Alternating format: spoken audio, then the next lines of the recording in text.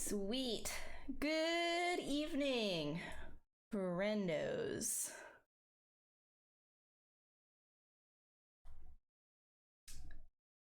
All right. Let's get this party started. Ooh. There we go. Perfect. Hey, Nix. How you doing? All right. Cool. Awesome. Hello, hello, hello. Welcome, everybody. I'm gonna let the filtering in happen a little bit more. Then I'll get started. No, I'm doing great. I am awesome. Today is a good day. It is blizzarding outside. Well, not blizzarding, but a lot of snow. Hey, freak. How are you doing? Hey, Frank, how are you? Hello, everybody. Everybody enjoying this nice crusty weather if you're in the northern hemisphere, nice and dry. That moisturizer season. I'm just like a static mess with like just crust. Hi, I'm Ashley. You're a first timer? Well, hi. I talk about my crust, so. Hi, Link. How are you? Oh, there's Star Wars ads. Oh my gosh. Send friend request. No, John. How about no? I'm streaming, not sending friend requests. But you know. All right, so hi guys, how are you doing? Welcome back to another Wednesday with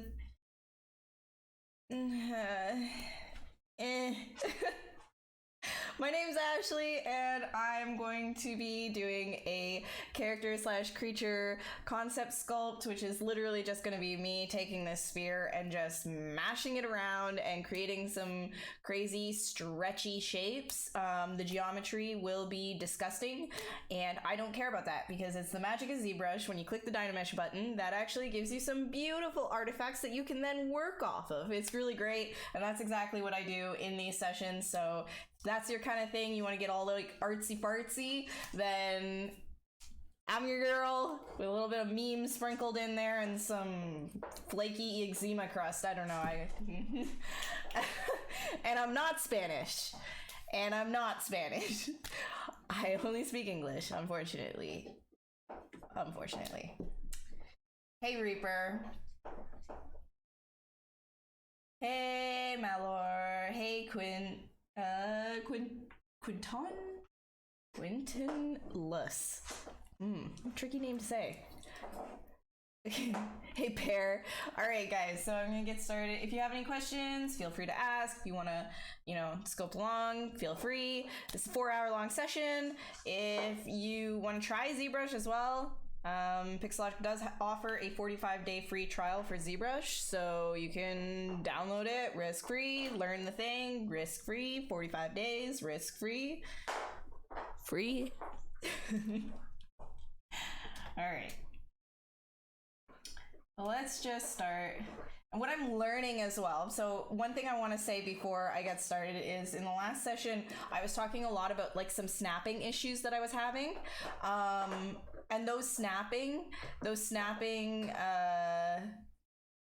issues was because I was so used to using the Intuos that I was using a lot of like wrist flicks when I was using the Intuos. Going to a Cintiq, I need to learn how to use my arm more. I gotta work from my shoulder now instead of my wrist, which was what I was used to. So that's where I was getting a lot of the snapping because, like, when you flick your wrist, you see how the pen, it goes off of the screen, right? So I have to get used to, like, doing this instead. Yeah, he's a chompin'. He's doing the chompies. Monty is the real Baby Yoda. Oh my gosh. I don't understand. How did Baby Yoda get, like, that's such a huge thing. It's crazy. I was blown away how many people are like just Baby Yoda stans.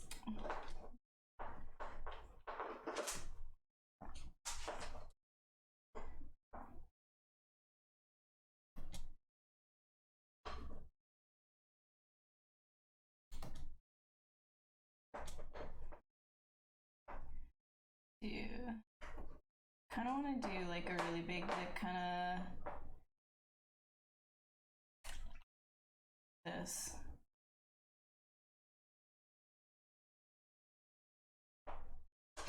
So at this stage, I am going to be looking for mostly just like strong shapes. And all of the geometry, as I said before, is going to be very stretched and gross because that's how I work. And we're going to end up dynameshing, and all of that is going to change into usable geometry anyways. So, fear not.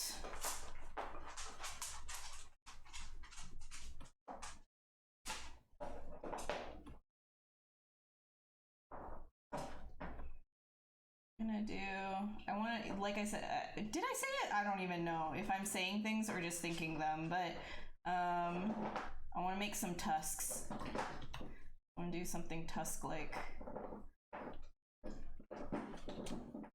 Crunch, crunch, crunch.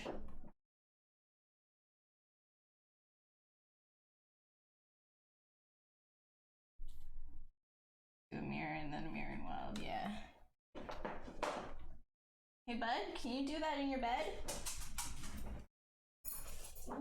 There you go. You can eat that in your bed. And you're not making that crunchy noise. I love the Cintiq. Yeah, no, I've been really enjoying it. It's just a matter of like, for me, like it was just like getting used to like using my arm movements more than my wrist. So I'm trying to like stiffen up my wrist a little bit more and have everything stem from my shoulder. Cause again, like I like to work on things pretty gesturally. And so on the Intuos, the workspace was a lot smaller, and so I wasn't working from here, and all my gestures came from like motions like this, and that was good enough to make broad strokes, you know what I mean? But now that I have like this bigger workspace, I have to be working from my shoulder, and that was the reason that it was a problem last stream for me when I first started using it. You like The Mandalorian? Yeah, I figured you'd like it. I'm just like so not into Star Wars anymore. I couldn't care less. I could not care less. I am really happy that everybody loves it. I'm not gonna crap on it or anything. I have fatigue. Star Wars fatigue. I just can't get into it anymore. Oh, it's the 22 HD. It's not like the massive one, but for me, it's like more than enough. Like way more than enough. Yeah, and superhero movies, same thing. Like I've just, it's been so much. Like I can't do that anymore. I need a break.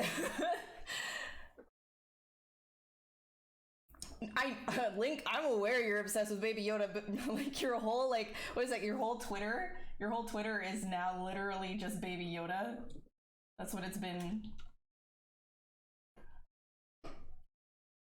All right, so I want to do some sharp things here.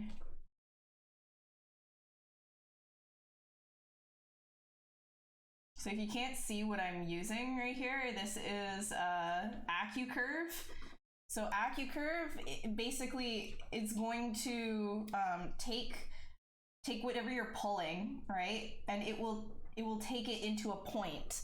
And so I find with making like, you know, sharp corners and things like that, it's incredibly useful for making like horns, spikes, stuff like that. But I usually use it mostly for gestural stuff, just to get like that like sharpness. The Boys, I haven't seen The Boys. Is that the comedy one?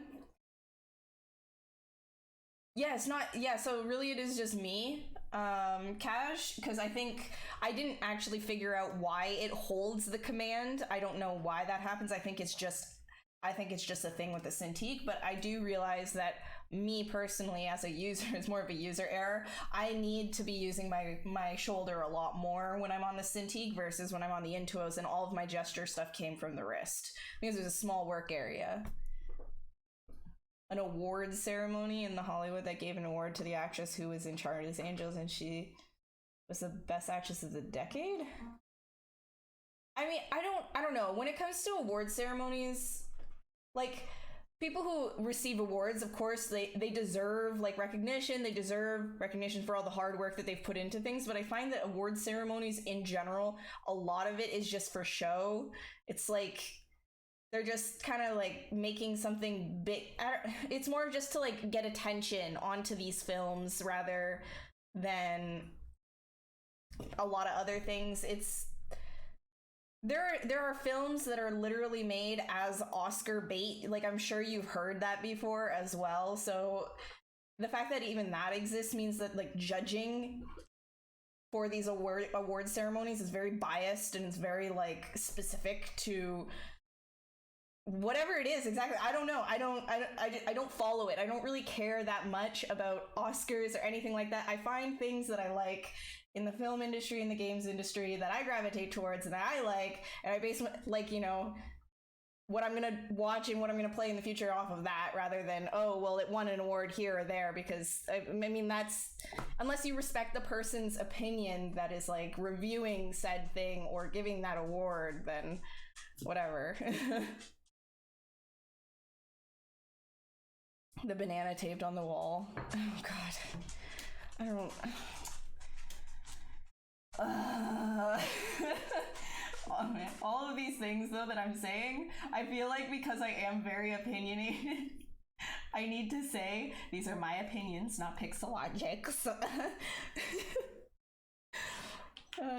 Hey Storm, how are you?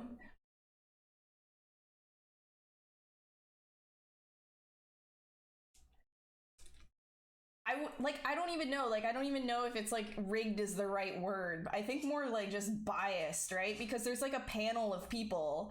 They get a panel of people to review a lot of things. And if that panel is all like kind of leaning on one side versus the other, and they don't have like a good mix of people on that panel, etc., then, and even if they did have a good mix of people on that panel, that's still like a small sample size of what ultimately is the general population. Whatever. I said Oscar. Hi, Oscar. No, I mean like the Oscars, the awards. The awards ceremony.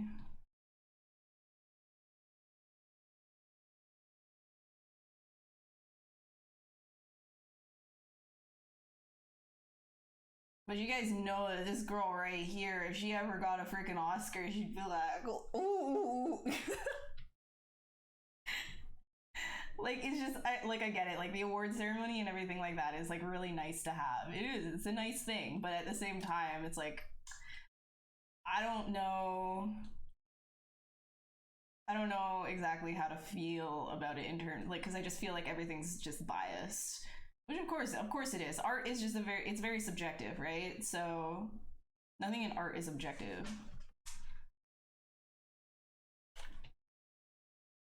So it's just like, well, do you respect those people's opinions? Do you agree with them? Do you have the same viewpoints? And then that's how much that specific award will be worth to you as a viewer or whatever.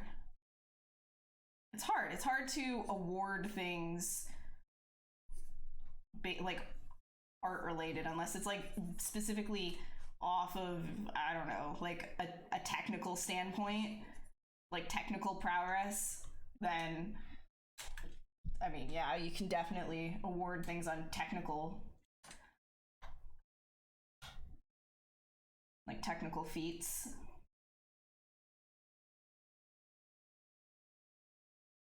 But storytelling is just one of those things where it's very subjective. Certain stories will hit people differently, and some people just won't get it, right? That's just the way that the cookie crumbles. How do you activate AccuCurve? Good question, and I didn't go into that, did I? I'm sorry. AccuCurve, you can... Hello. Go into the brush menu, the brush palette, and if you scroll down to curve, right here, And in curve, not edit curve, sorry. But in the curve menu, you can see that there's AccuCurve right there, and you can just click that. Any brush that you put AccuCurve on, it will be specifically for that brush. So you're gonna wanna turn it on or off depending on what you want it for, on which brush. It doesn't carry over to every single brush, so put it on for the brushes that you want it, and remember to turn it off when you switch off or whatever, otherwise they're just go, yeah. I have it on my UI because I always forget if it's on or off, so I can just see if it's highlighted or not.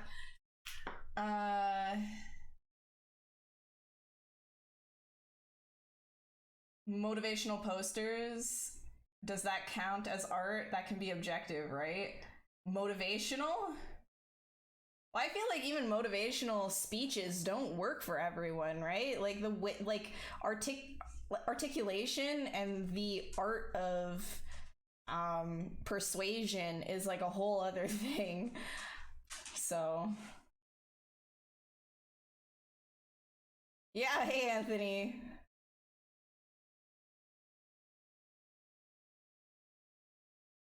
Yeah, we're better buddies now, Nix. We're better buddies. Still have a little bit of like a learning curve for myself, but we're better buddies.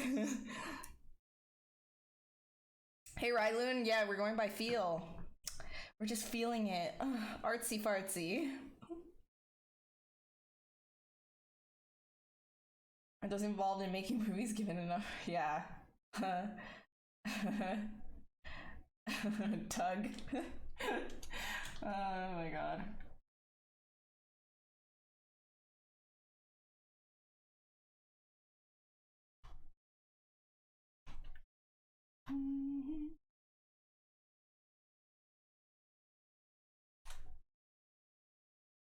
See, I'm doing it again. I need to use my shoulder for this.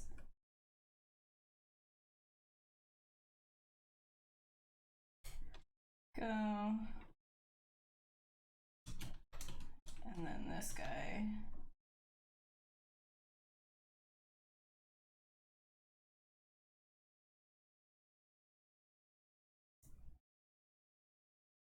Let's do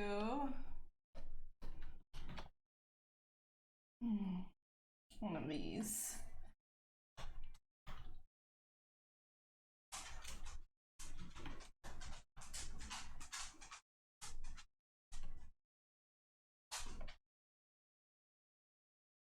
Cut into this.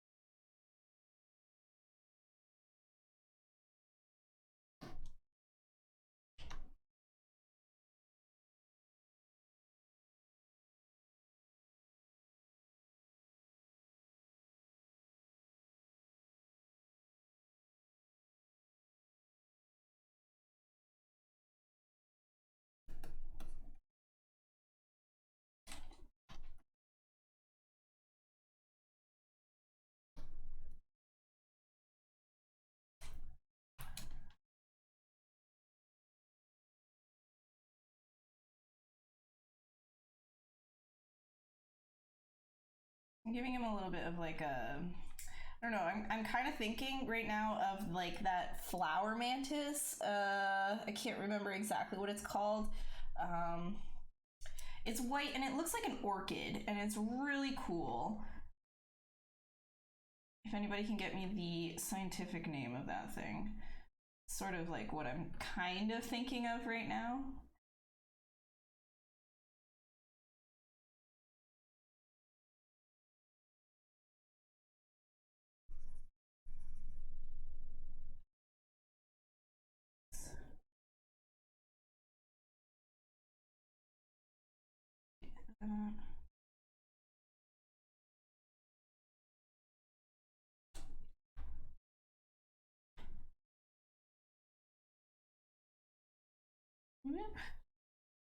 Alright, and I'm gonna grab that lower bit.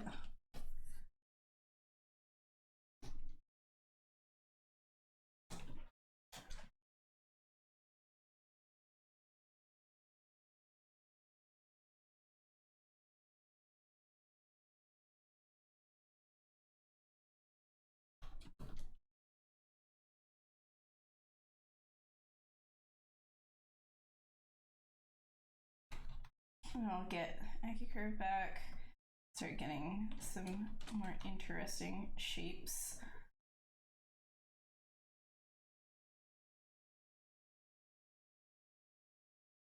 And I am not worried at all about the stretching that's happening here.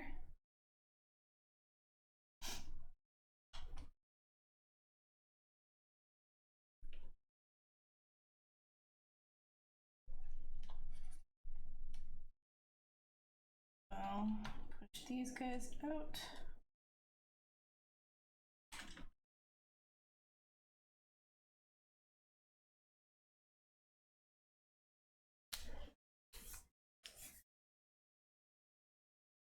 Monty in a dog show. No, he's too. If I were to do anything dog show for like an award with Monty, it would require so much prior training in terms of desensitizing him to the stimulus, because he's like, I'm just, when it comes to like him, like he's got like a pretty intense case of stranger danger. So anybody that isn't, and he's always been like this since a puppy, like he's just been afraid of everyone, and he takes a very, very long time to warm up to people. Won't let anyone else except for myself and Eric touch him there, except for recently, which is through a lot of training, a lot of visits, a lot of like, you know, just really slowly like, oh, here's more treats, I'm not looking at you kind of like idea. Has finally gotten like about 3 other people that can actually finally pet him. So I just don't feel like that's like, I don't think it's his thing, you know? Like I think if anything he might be interested in more of like dog gym, like not gymnastics, what is it, like the free running thing that dogs do. It's like, it's just a lot of jumping courses and things like that, but not like for competition, just for fun. Might do that at some point, but it has to be like a private thing where there's not like a bunch of other people. Hey Aubrey, how are you? Nice to meet you too, Marcus. Welcome, welcome. Anything planned for the holidays? No, I'm actually gonna be here just with Monty. Just chilling, me and the Monty. I'm just gonna be like doing art. That's my holiday. And watching TikToks. Cause God knows that's become an addiction of mine. Oh man. Yeah, I don't use the tablet buttons at all. I find these to be like kind of like the side things to be kind of annoying to use personally. But I have all of the things mapped on my keyboard, so my brushes go from 1 through 0 are like the ones that I use the most, and I think that that's good enough for me. 1.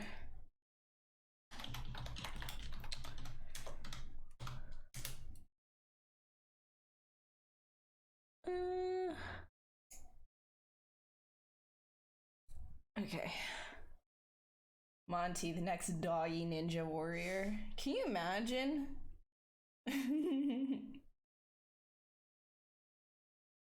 Alright. This guy, I don't want to bring, because it looks a little bit silly. I'm gonna bring this maybe up here. Oh, hello.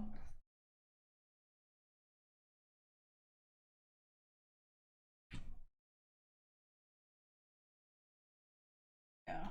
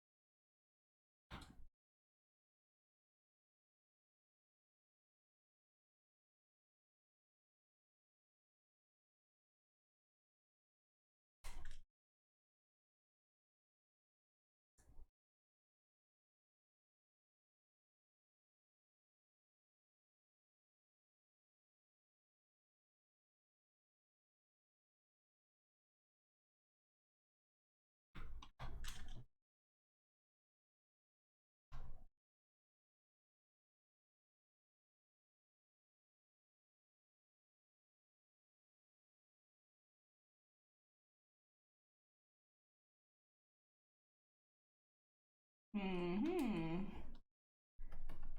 just playing. So what I'm doing right now is just kind of playing with different shapes, seeing what works and what doesn't.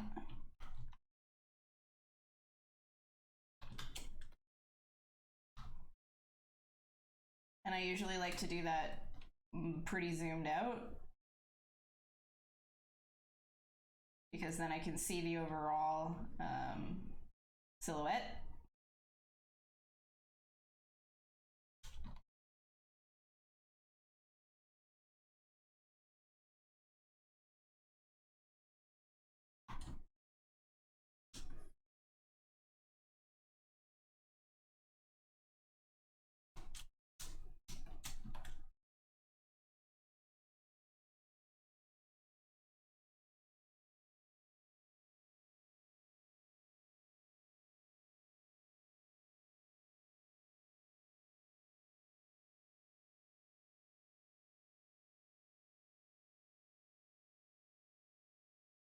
These actually might be better if I just kind of pull back the whole bit right here. Let's see.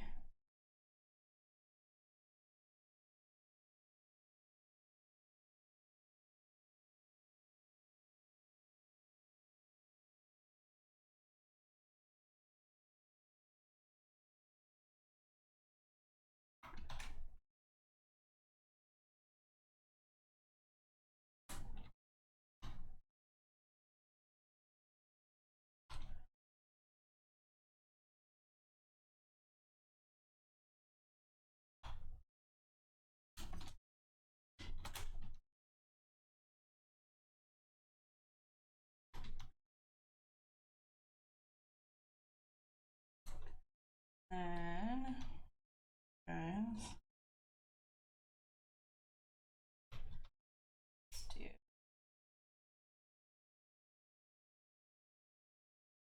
that.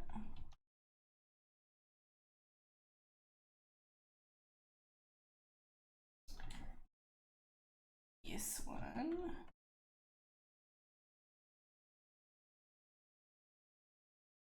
I'm actually behind here. Attach in the neck region.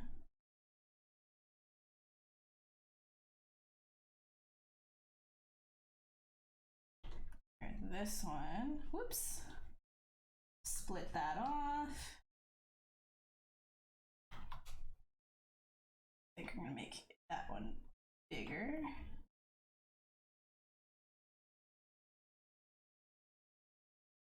And back.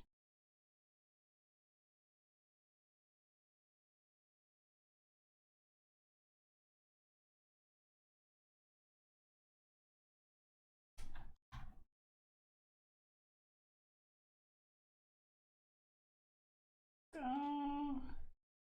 And this whole thing, I'm gonna play with this attaches to the actual body. I think should be still something like this. Put this back bit, be pulled back more, and then this thoraxy thing.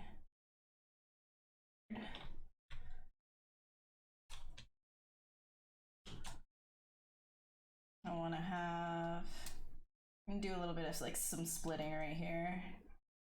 Take this bit off. Gotta mask that out.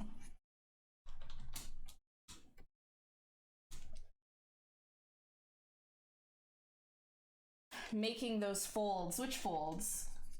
Which folds would you be talking about? I'm showing you my whole process right now.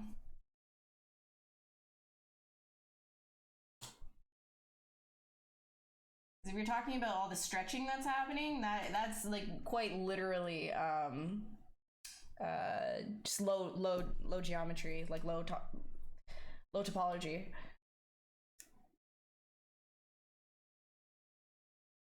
Thanks, Link. Folds on a new primitive. I'm not 100% sure what you're talking about. It's like, it's just low resolution, so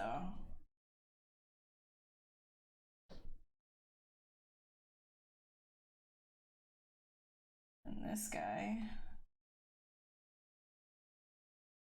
Do something like this.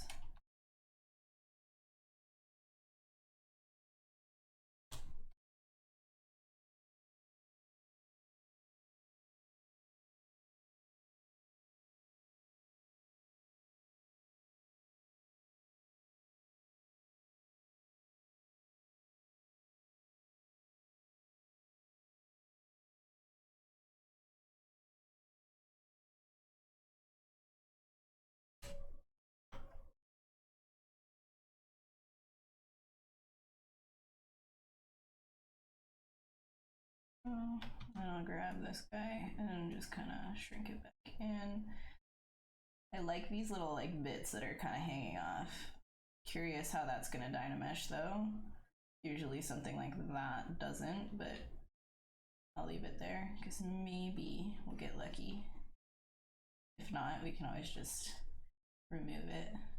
As you can see, I'm looking for, so you see the little silhouette thing up here? You see how strong this is? Like I'm looking for that really intense like shape design.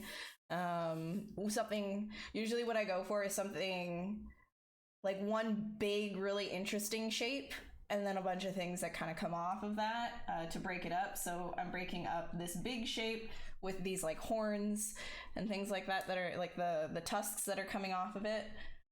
What are we making today? I don't know. What does it look like? That's what it is. Influences? Nature. Mother Nature. Hard to retopologize? Nope. Not when they are more than just sketches. If I'm just sketching something, this is conceptual. It's not meant for retopology. If I want to take the sketch further and, you know, actually retopologize it, then it's not a problem because I just kind of clean up a few things, make sure that there's not like any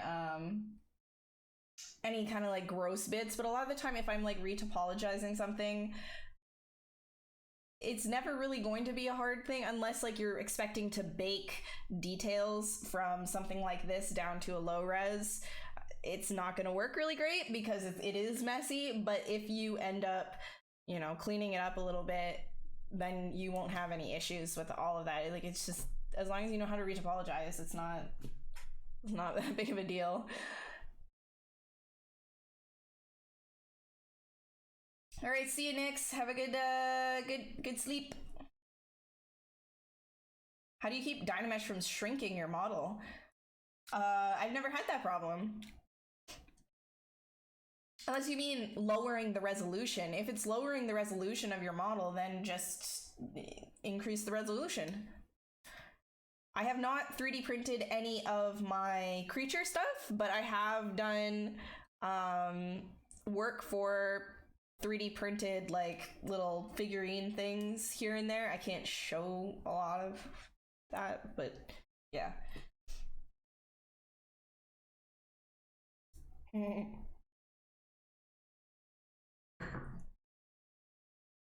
Hey, Scott.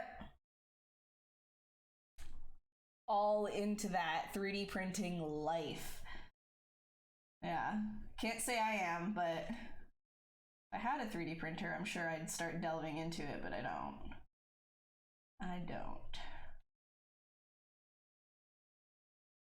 All right, I'm gonna work on the side view a little bit and try and get this a little more interesting.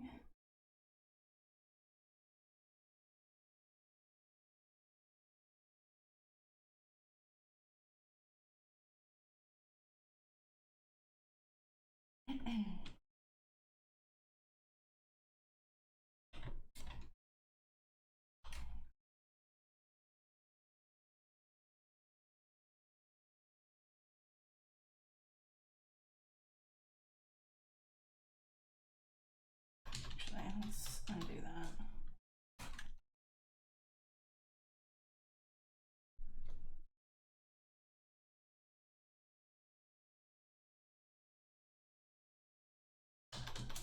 Let's do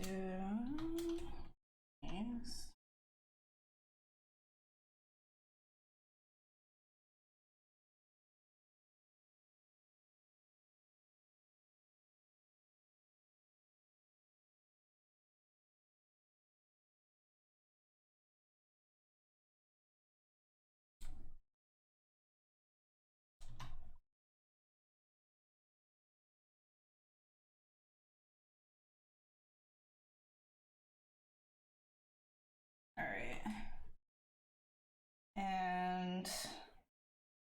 I'll come back to that. This one, definitely going to chunk this out in the back here. There we go.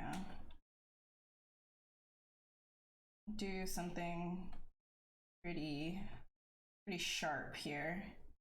Ooh.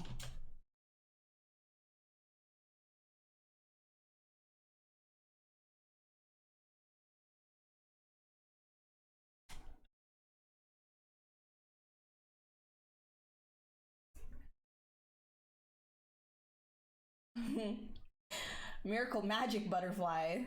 That's sure. Do you get your silhouette of your silhouette window inverted? Oh, the color? So go down to your thumbnail view. Whoops. So essentially in your preferences, if you go to your thumbnail view, right, and that's on and you have silhouette on, essentially you just change the background color to the same color as your workstation, like your workspace, your document background, and it will do the opposite color of whatever it is that you select. So if I were to select like you know, whoa, hello. If I were to pick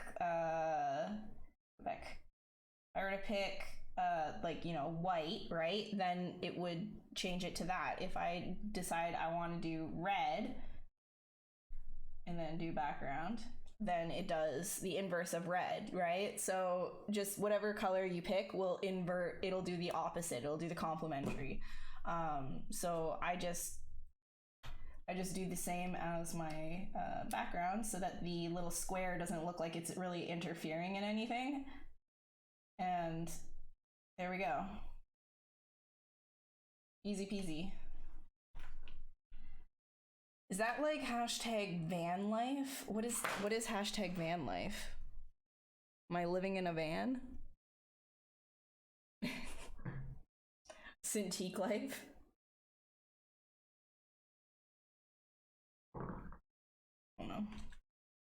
I don't know.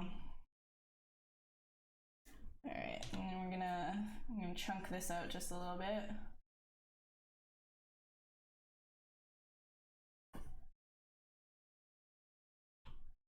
And there's Chunky. He's dead. What?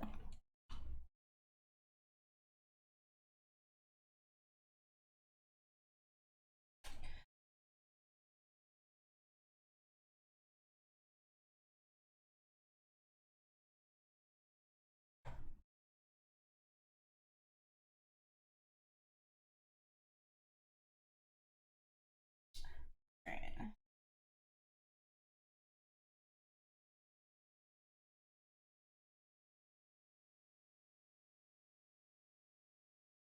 Like that. Have all of this. So I like to try and simplify things a little bit. So, you know, if something's looking good from one angle, it doesn't necessarily mean it's going to be working in all angles. So always try to be rotating around your stuff, making sure that things are looking okay from other angles. And that is, so I usually go back and forth from side to front just to make sure that those, like, you know, profile and front are working. And so I am looking at negative space here as well, so you can see that I'm trying to like kind of create a little bit of a shape within like this area right here, and then another one inside of that as well with the tusk, because all of these are maybe not right there. I don't like that. So right here, I'm trying to create something, and then right here is another thing. Right here will be another, right? So I'm just kind of like seeing how all of these are gonna work together for a harmonious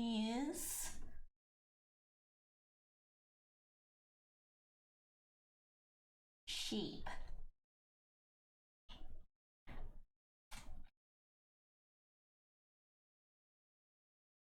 Might help to do this.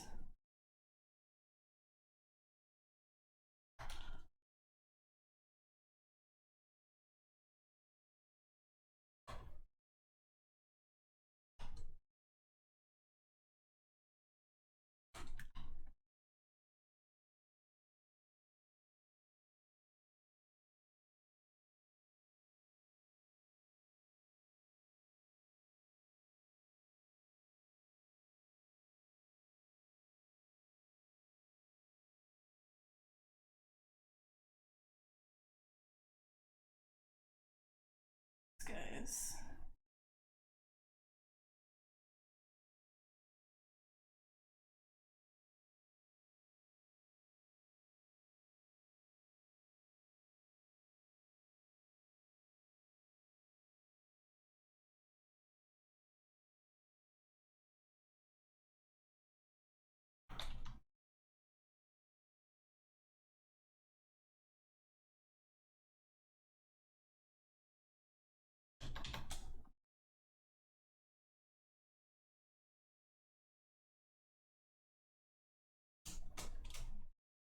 Anyways, I'll come back to that bit, I think, later.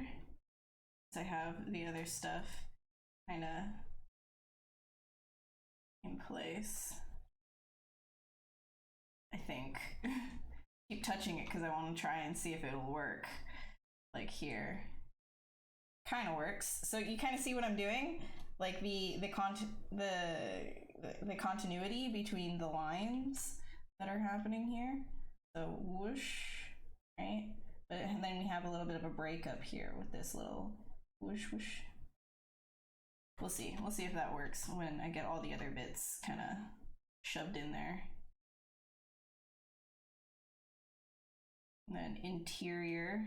Interior is really important. So I actually really like these like straight lines that are coming here because that contrasts all of the curves that I'm doing as well. So interior lines are also really important.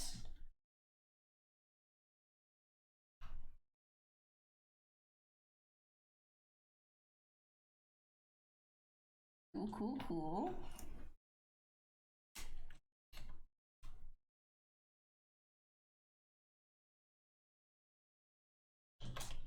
This guy, oops, I'm gonna try and grab one of these. You already changed it? Sweet. Where's a limp noodle full of disapproval? He is on the ground. You can probably see his, wait, can I, right here? You see him? There he is.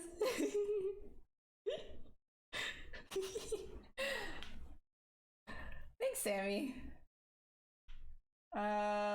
Why are you lost the time fixing angles if you need to remake it when upper subdiv or I don't usually have to remake. I don't usually have to remake angles.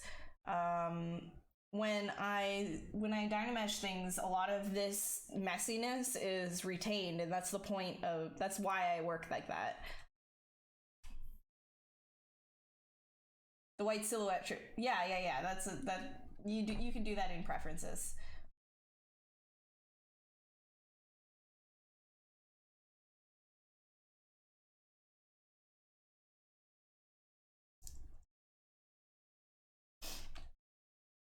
All right, let me try.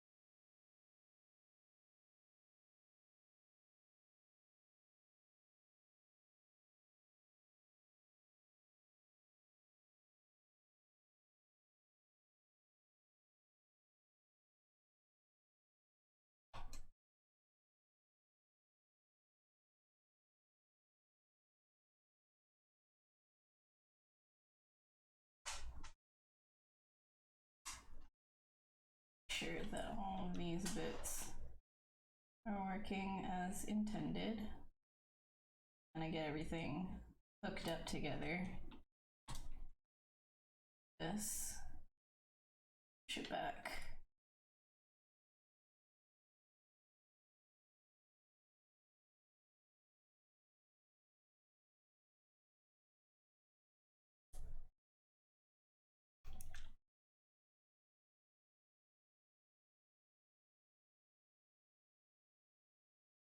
Same with this. Push it out.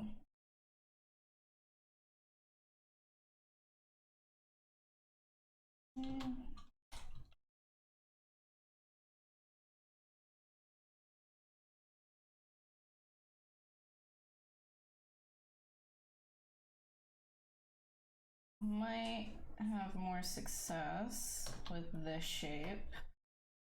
Side. Something more like that.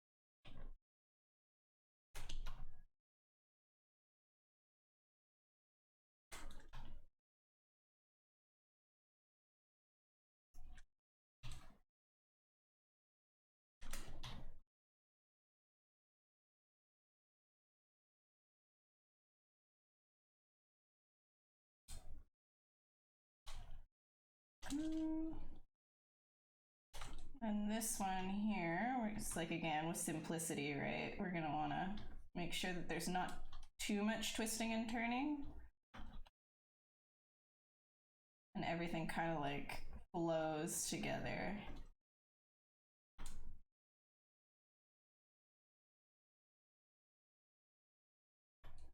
This guy. Small push up.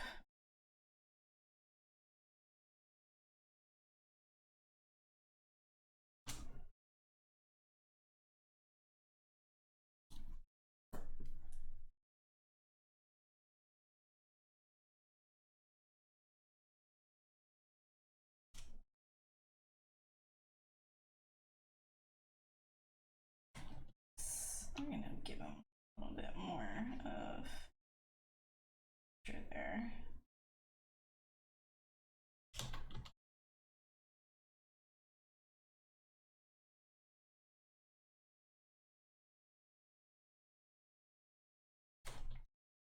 This out just a little.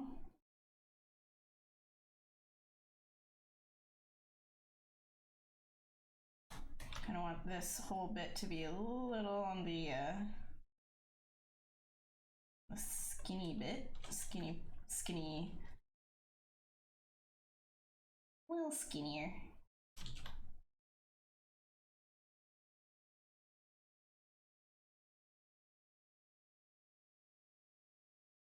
Then right here, I'm gonna have that. Pull that out.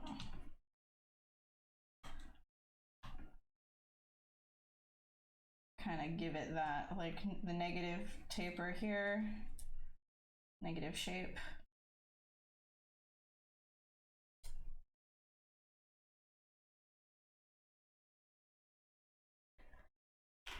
Morph target or extractor. I haven't used extractor enough to give you like an actual, like right now I use morph target more because I'm not as familiar with extractor yet, but in the future, who knows?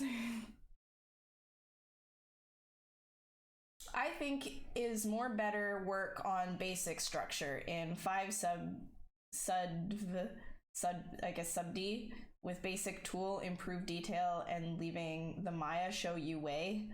I'm assuming you're saying that it's better not to do what I'm doing, which, I mean, again, like, everybody's gonna have their own workflow. Everybody's gonna have what works best for them. If if you feel like Maya is better for you, then all the power to you. I'm just showing another way to go about sketching out strong forms and having fun in the program without trying to hold yourself accountable to topology right off the bat, and letting yourself just kind of like focus on shapes and design instead of worrying about the technical details about things. If you are working off of an existing concept, for example, then perhaps if it were like a human, right, then you would want to work off of something like a base mesh, to speed up your workflow or something like this. When I'm doing things like this is purely conceptual. It would completely slow your workflow down if you were to start off with something really low res and constrict yourself to a sub-D workflow, when you could really just sketch free flow like this. It would slow you down if you like tightened yourself up and said, okay, I have to use sub-Ds to keep my topology clean. Because you can always retopologize later, and that is sort of what I'm trying to demonstrate here, is that it's okay to sketch and conceptualize in ZBrush and not worry about the subdivision levels, because you can always take whatever you're doing here and clean it up later in Maya. So to say one way is better than the other, it really depends on, one, the person, how you work as an artist, two, what your goal is, right? Because if you have an existing concept, why would you start doing like free-form, free-flowy things, right? So if you're working from something and it's very like tight and you already know exactly what you have to do, then this might not be what you need to do, right? So all of these things come into consideration when you're starting your work in 3D. To say one way is better than the other is ignorant at best. So, my 3D modeling goals for 2020, I think I just kind of want to finish a couple of the things that I had started in 2019 that I haven't really. I kind of abandoned a lot of the projects, and I want to like get back to them. One of those is the more immediate goal would be the panty and stocking ones. I mean, I can show you that actually. I'll just save this real quick. And let's see. Let's go. Oh my gosh, I have way too many sculpts.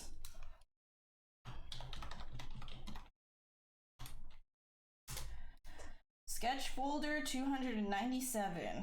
Cool.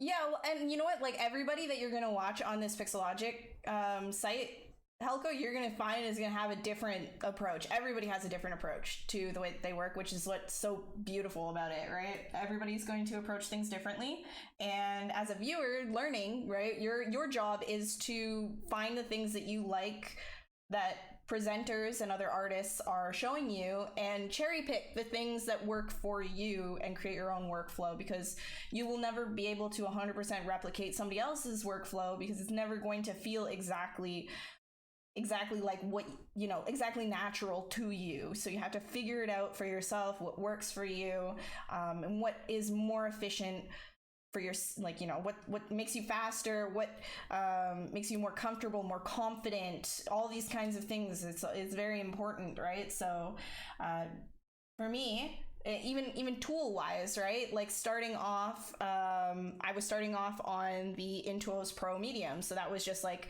it wasn't one of these, and I found that it would probably speed up my workflow if I were to get one of these, because I am very like hands-on and I need that like direct contact.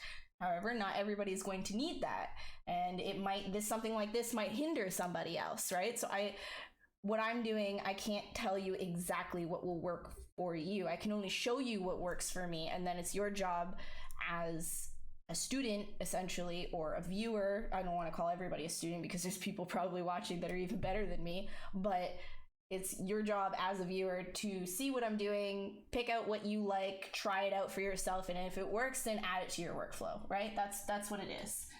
So let me load up the other thing. I was going to show you the panty and stocking thing that I was working on. You guys know panty and stocking? Panty and stocking garter belt. All right. This is one of my more immediate goals for 2020 is finish this one right here. I'm gonna finish posing these girls out, and once this is done, I don't know, I'll probably just start doing a lot more like paintings and stuff. I think a lot of my 3D goals are on the back burner. I think a lot of my goals are going to be more fundamentals based within painting, because I've been getting a lot, like I've been really starting to paint a lot more than I used to. So yeah, so this is what I'm working on right now, here and there, because posing takes forever, and yeah. They are not done, bro. Look at what is his hand, bro. Yeah, so there's a lot more to do with them, but they're getting there. Anyways, goodbye.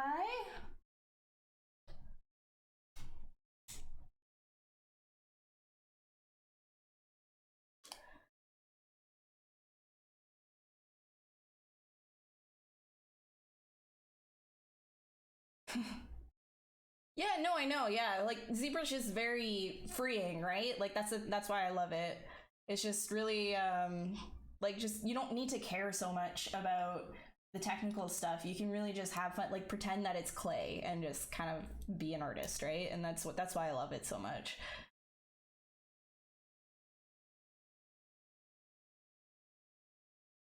It's okay, Limbo, or it's fine. I'm sorry I talk too fast. I don't speak another language, so I can't help out if I'm just English. Sorry. Yeah, the sluts. Panty and stocking. If you don't know that, oh, it's such a great anime, dude. It's so good. 2 more weeks until my 100. What? No. Really? Sorry, that was probably really loud. 3 more. We have 3 more. Sorry, that was probably also really loud. Sorry. 3 more streams.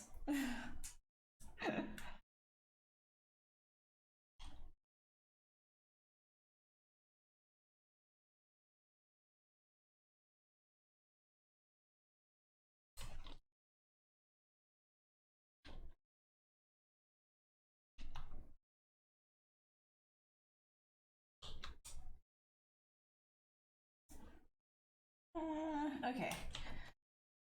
Let's get...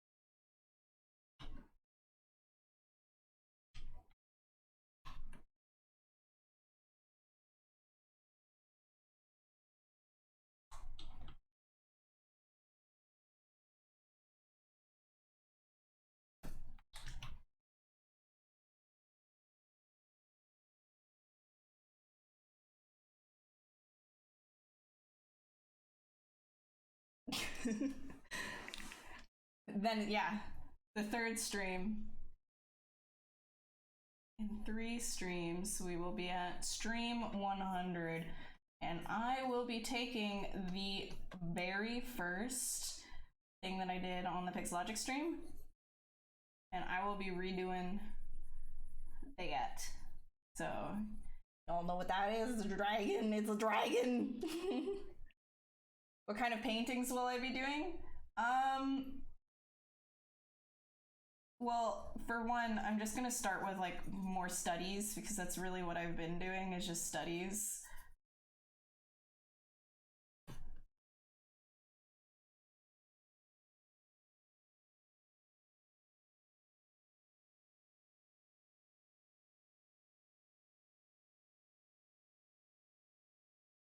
But I really want to like get better at environment stuff, like environment painting. So I'll probably do a lot of stuff based on like plein air. I don't know. It's literally taking like Google Earth looking things and kind of just creating some environments, doing studies on lighting and things like that.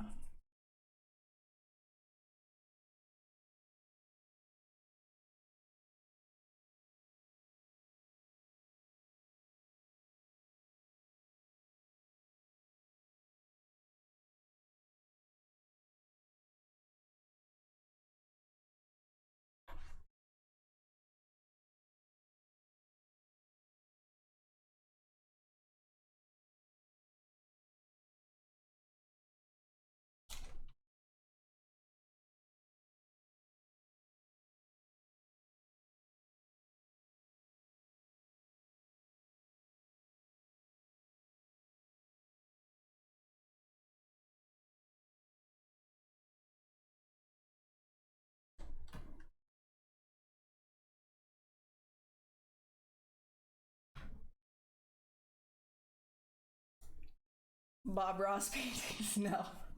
No, not like that. To tell you, yeah, it's evolved just specifically just to tell you to bugger off. Do I have my own YouTube channel to showcase my painting? No, I mean, I do have a YouTube channel, but I haven't used it in like a long time. What would I recommend to find my own style as an artist? You're still confused and people say you need a specific portfolio to get attention from companies. Thanks.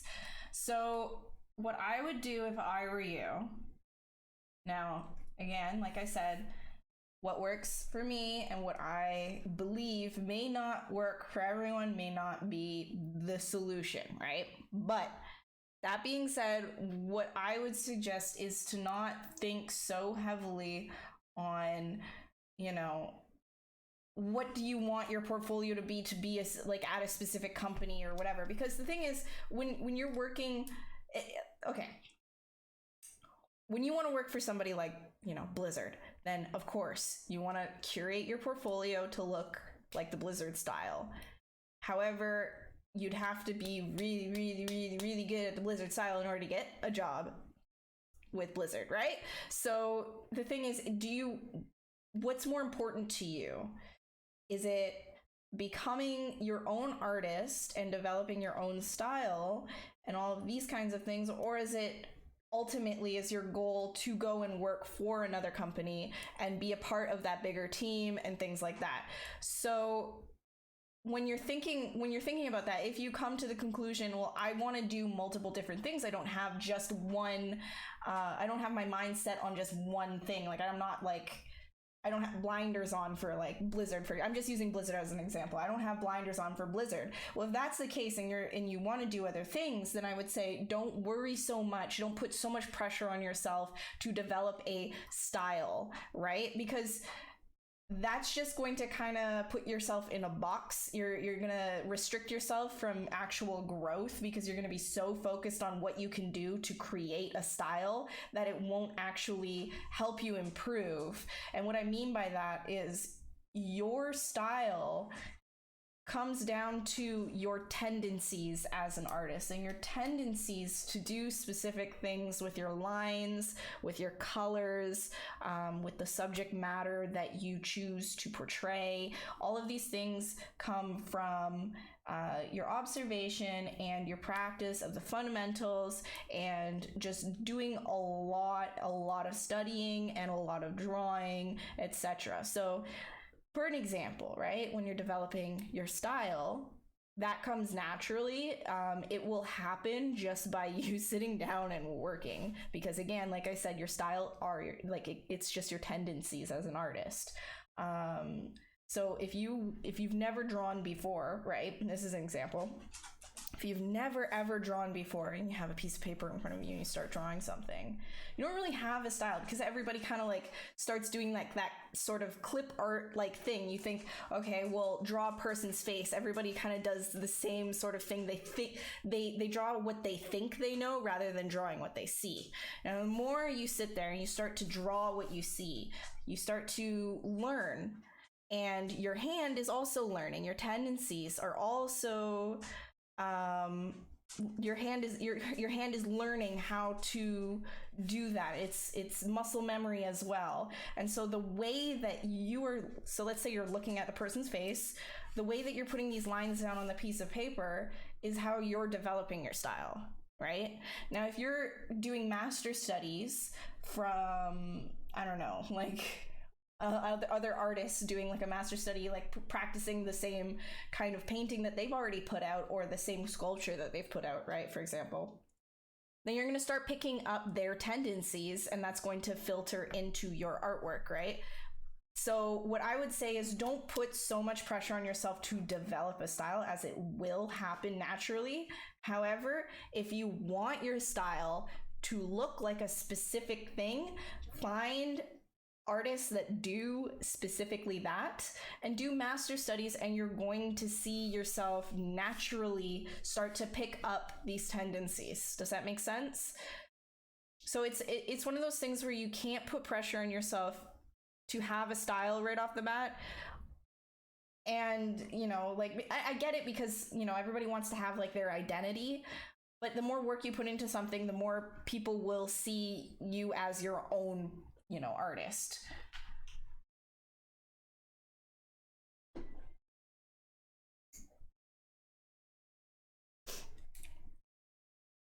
Thanks, Chris.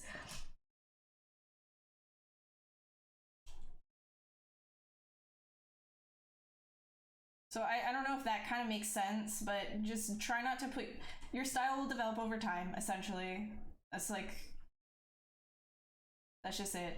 Same with speed. Speed and style are the two things that you're just gonna get naturally after doing a lot of it over and over and over again. There isn't like a set way to develop your own individual style. It comes naturally from studying many different things.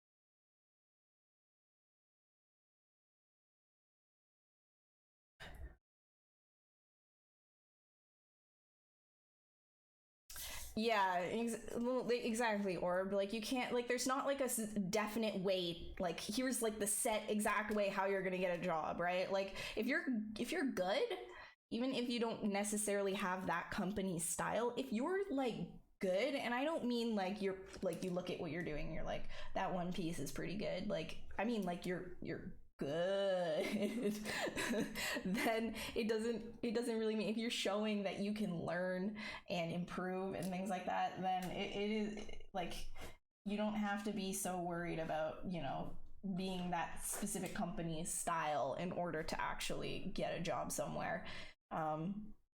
There isn't one answer. It's like, it comes down to timing, comes down to being in the right place, right?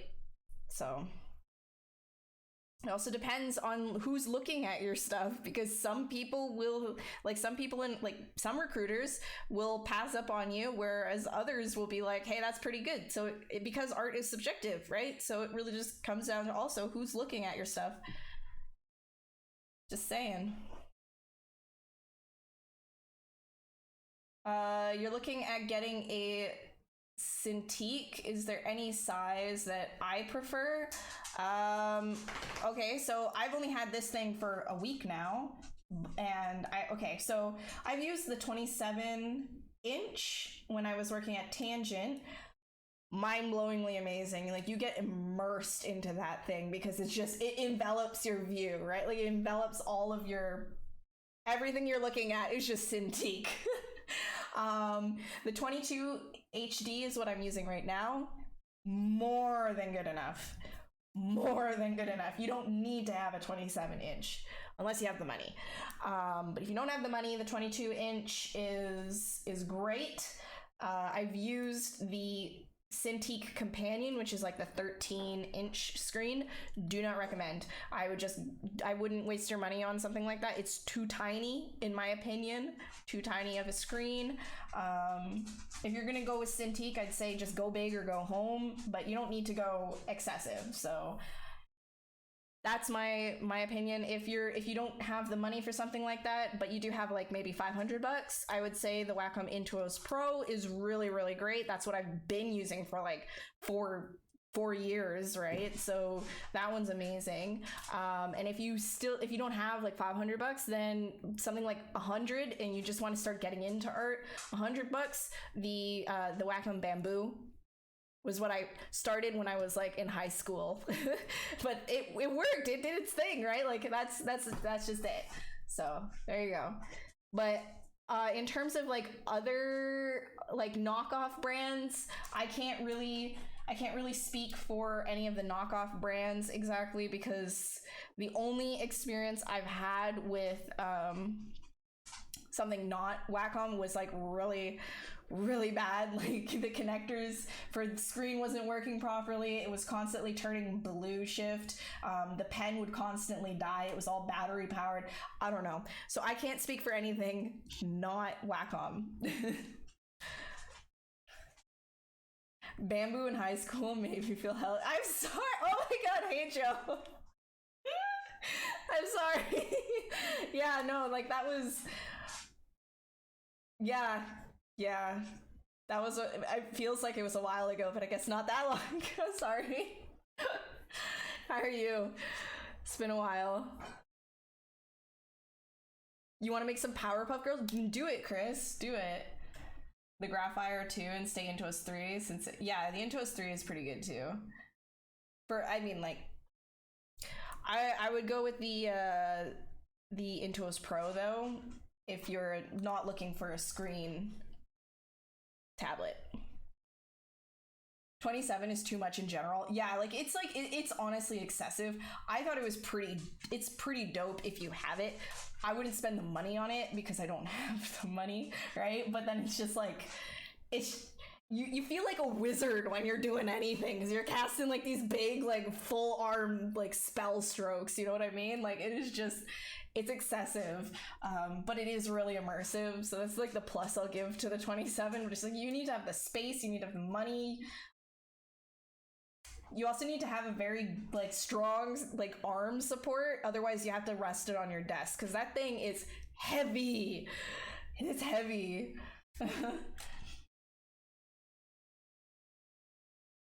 All right. Man, look at all these Wacom products I've used. Wacom, where you at? Sponsor me. What the hell? Wacom.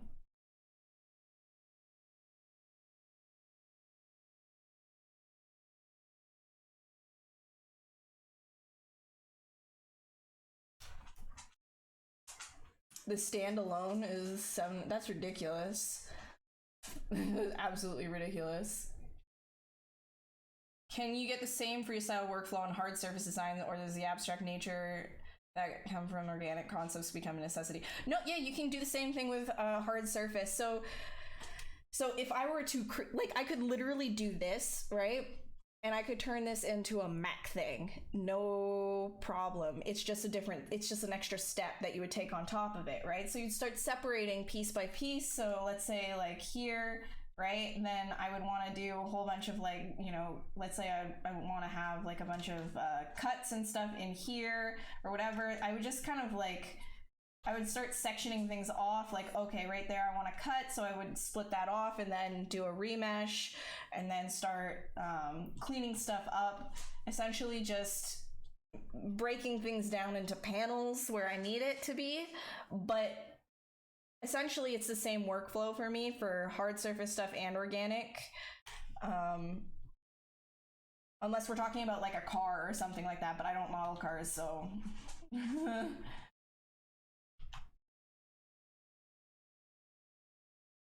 All right, let's see, what am I doing here?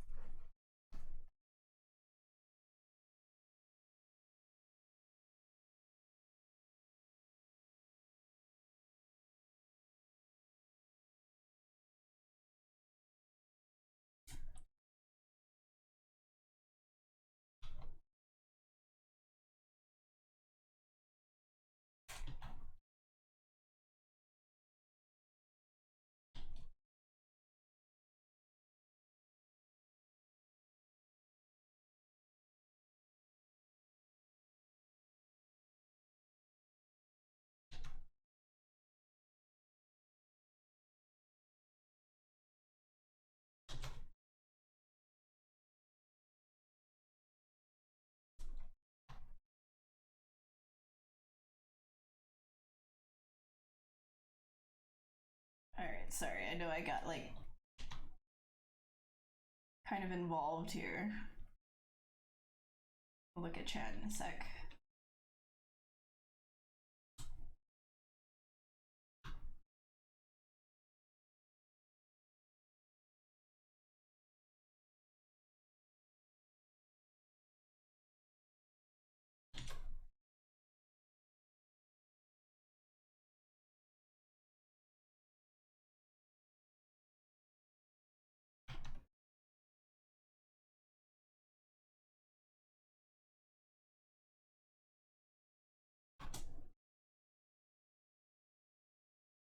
Oh, this guy.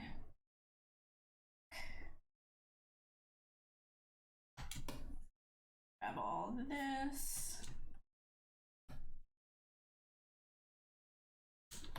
Here.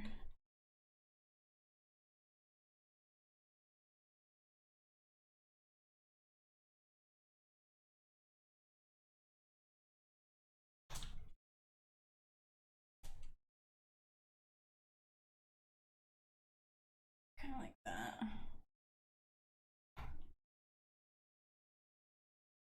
Now if I wanna.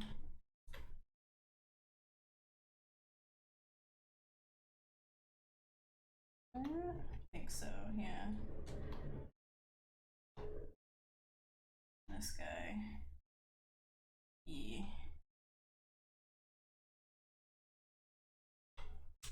Go, and then we can mirror and weld that. Okay, working on it.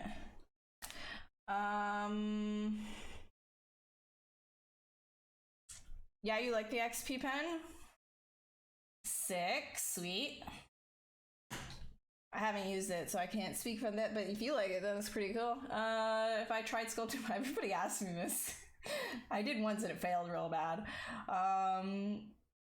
Use the 27 on an Ergotron and it's working. You can watch Netflix while working and still have a I know, that's what I used to do when I was at Tangent. Like, it's literally 2 screens, like, shoved into one.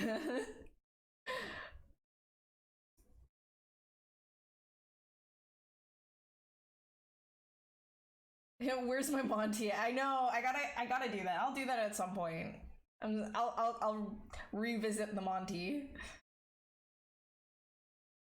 Aww, do you see him back there? He's a good boy. Wait, can I?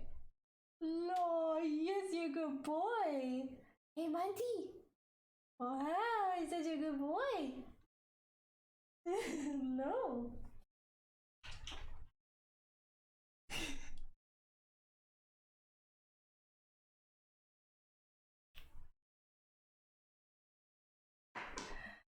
What's my rendering engine of choice?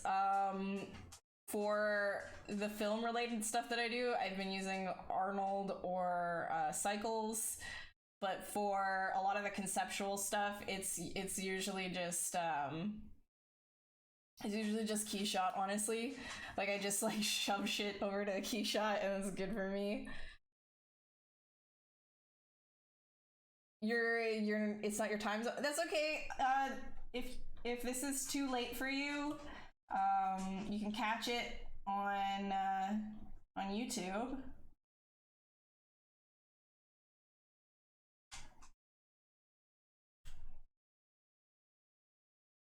To balance this out a little.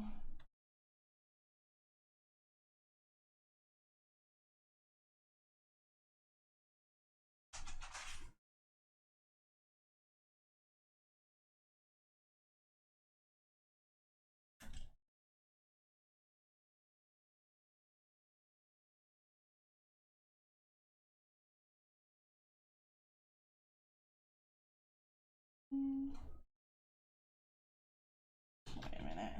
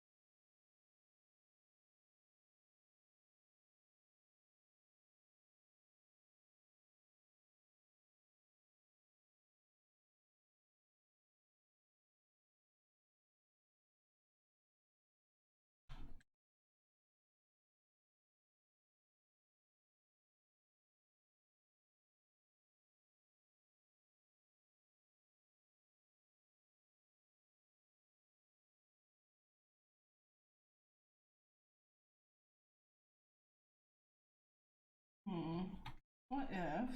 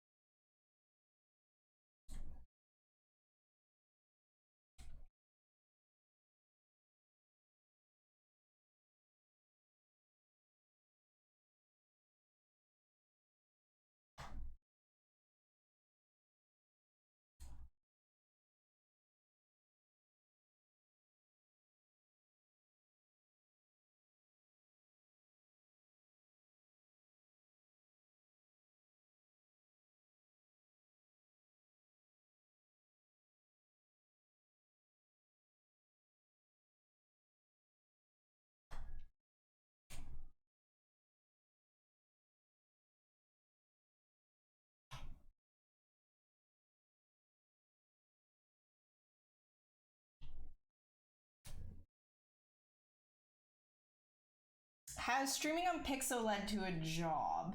I think I've had a few people reach out to me from streaming on Pixelogic for some creature work here and there. Nothing like too significant, but yeah, some people have reached out.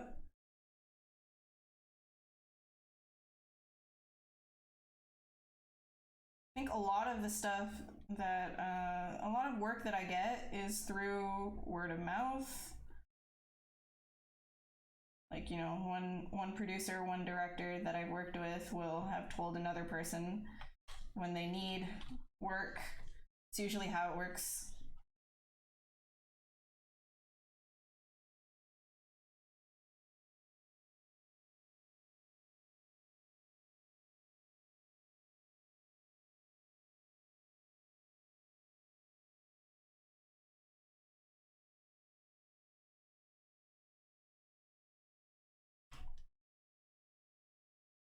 Hey Zen, how are you?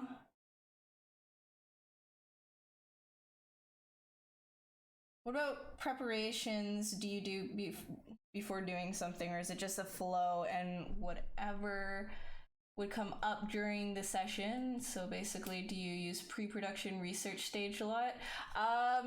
Okay, yeah, so it depends on what it is, all right? Like, if it's for me and what I'm doing, if I don't have an idea of what to do, then I'll just kind of open up ZBrush and I'll just start doing this. This is essentially my my preparation work. It's like a warm up in a sense. It's like, you know, you're just like playing with shapes. You're just trying to have fun. You're just sketching.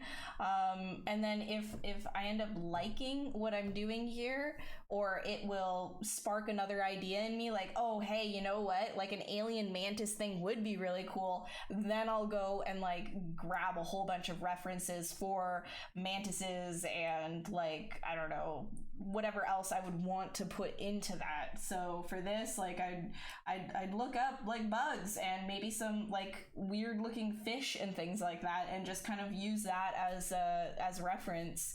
But a lot of it, like if I don't really know what I'm doing, I usually do start like this. If I have a concept, like if I, you know, if there's work that I'm doing for somebody else and they already have a concept, I'm not being hired as a concept artist, and they're like, hey, can you just improve on this, or can you make this a 3D model? Then I will grab reference based on what they're talking to me about, right?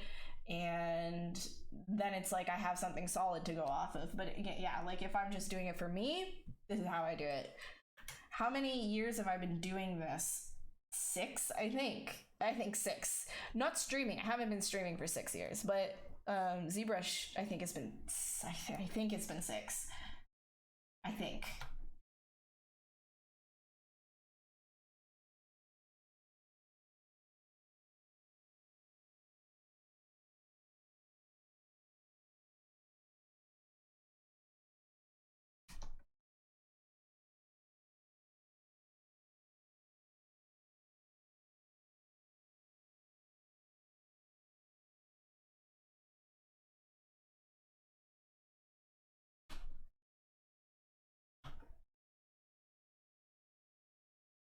Keep this guy. E3 here. When in doubt, simplify. I think that one needs simple. I think I do want it to be chunkier though.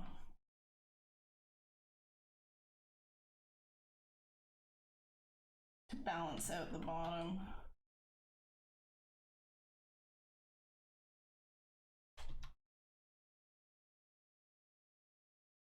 It's kind of like, I think this guy needs to come up.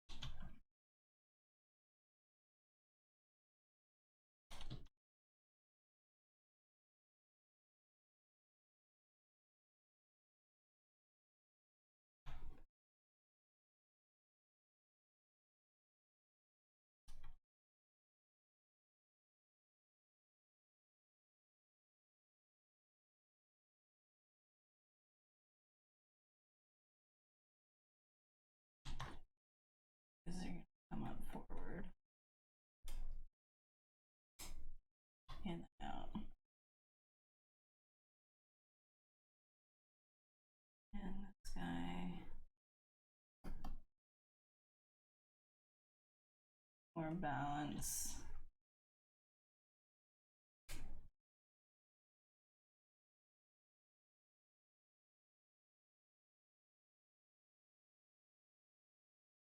Like that.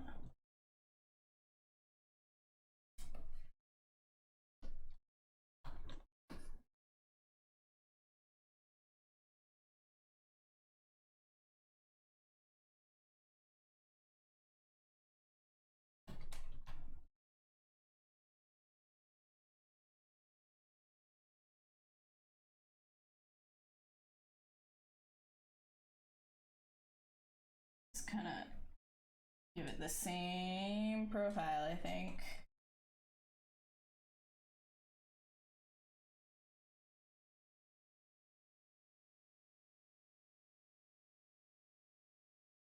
Try and get a little bit of simplification. No.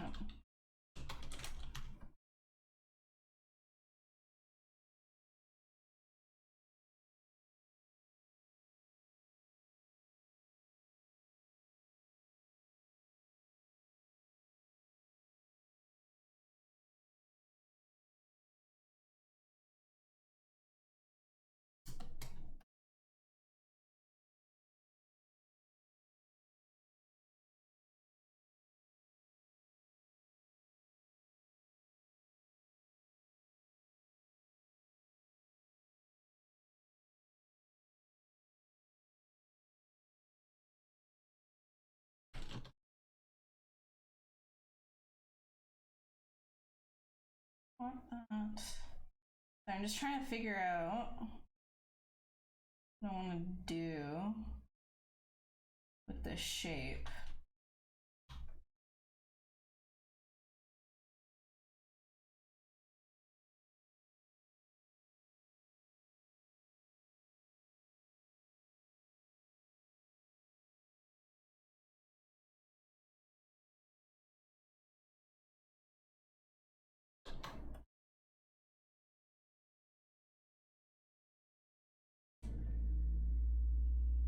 Ooh, that's some bass. Do you guys hear that? What kind of a car that was? That was grumbly.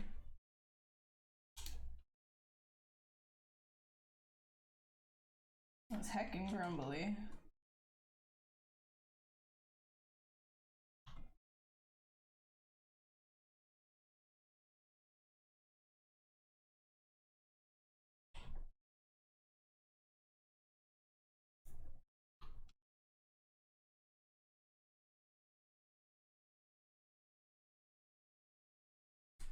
I want that. It kind of, I don't know about this. More open. More open. Up. Open. I want it more open. Definitely want it more open. Yeah.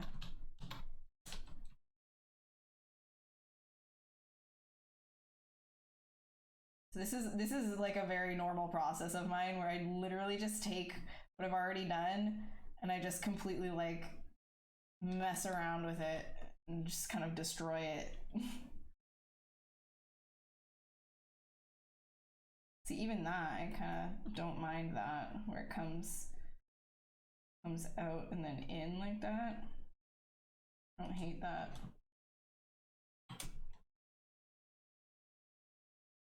Okay, I'm gonna kill the AccuCurve.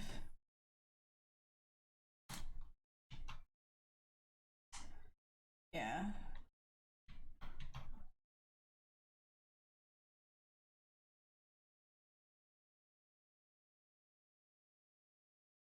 Okay, again, we gotta simplify this piece.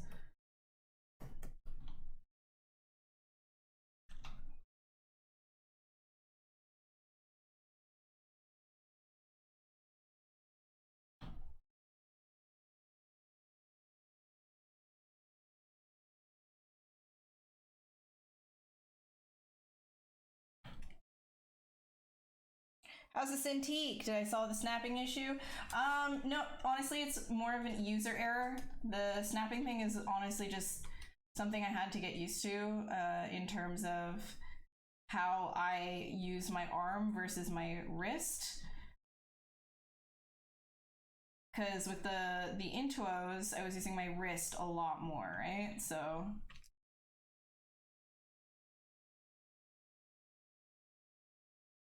now I have to use like my actual like arm in order to move stuff around, which is just something I had to get used to.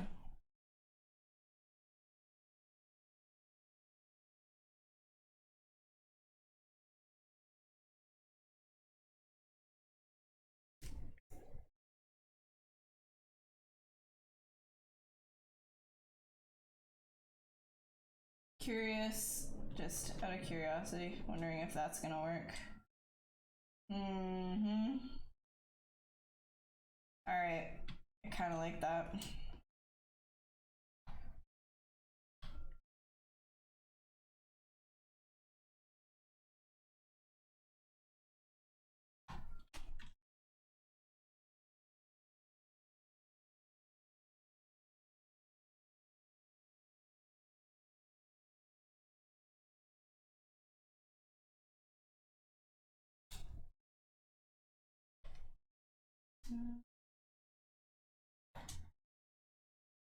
Alright, so then this guy,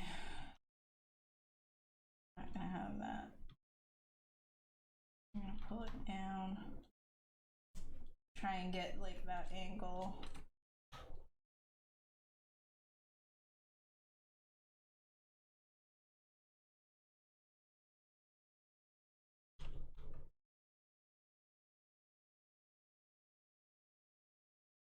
And here, I'm gonna try and give him a little bit more of a thorax.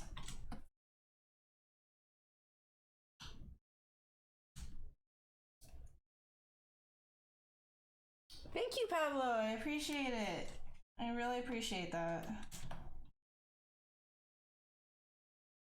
Yeah, I haven't been, unfortunately, I haven't really been streaming on my channel, but who knows when the return will be. I honestly have no idea when I'm gonna come back to my channel. Hey, what the heck? I thought I, whatever.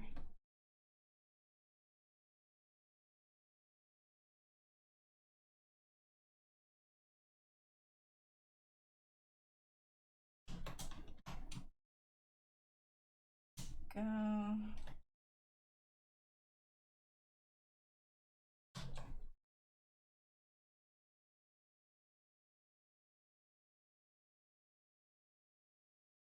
Yes.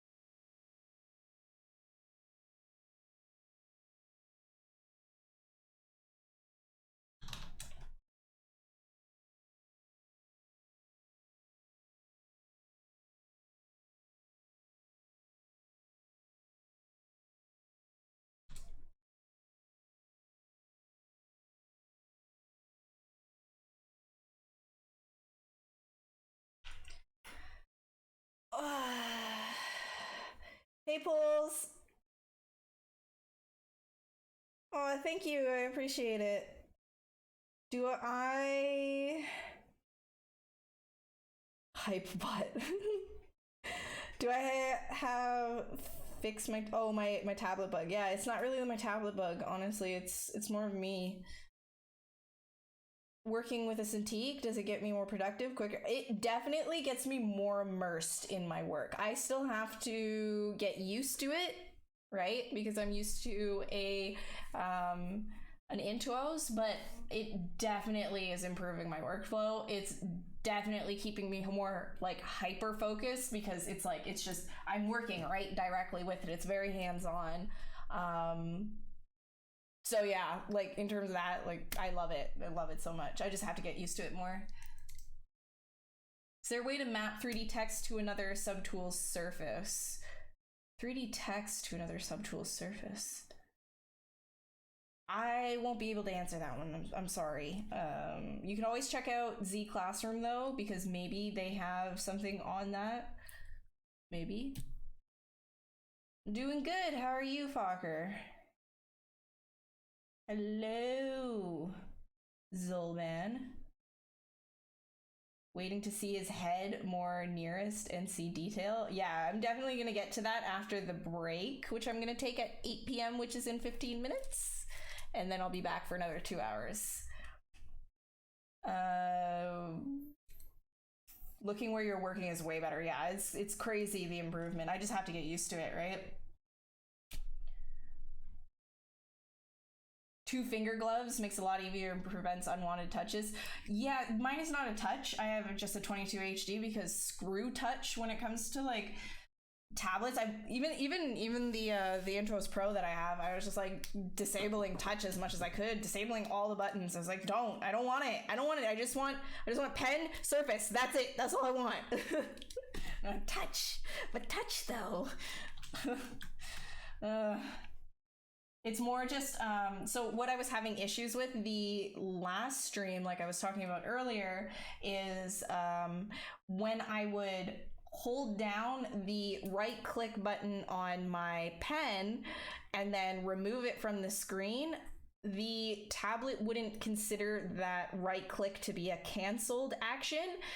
It would actually maintain it. So it would, even if I let go of the right click while my pen was off of it and I would come back, it would snap because it would assume that it was still like, you know, the command was still active. However, that's more of like my problem because I was using my wrist more than anything, and because I'm very gestural with how I work, even in 3D, my strokes were a little bit too intense for just my wrist alone for such a big screen. So as you can see, like right here, my wrist, when I would flick it, you can see the pen would come up all the time. So I would constantly be getting this snapping that would happen. So to avoid that, I am now, for one, holding my pen a little bit higher up so that it's closer to the screen, and also moving more of my arm on the screen, which is healthier anyways, so we'd avoid carpal tunnel. But yeah, like just getting used to that arm movement as opposed to wrist flicks, which I was doing a lot of because my workspace was tinier with the Intuos Pro. No, it has nothing to do with that. But thanks for the suggestion. I'll probably get the glove anyways at some point, just so I can avoid like my grubby hands like just smearing all over this thing. But other than that, yeah. Thanks, Fokker. Yes, doggo time soon. Thought for a moment that I'd swap her front legs with arms, kind of giant overgrown big pincers with unstable pose and shifted center mass might look cool, like a car with a bigger front wheels. Yeah, no, I'm gonna give her arms. I'm definitely gonna give her arms. But I'm just trying to like figure out exactly what this is first. Like even if I want this back piece right here, like I don't think I even want this. But I don't know, we're gonna see. Like maybe to bring focus. Right? I kind of like that.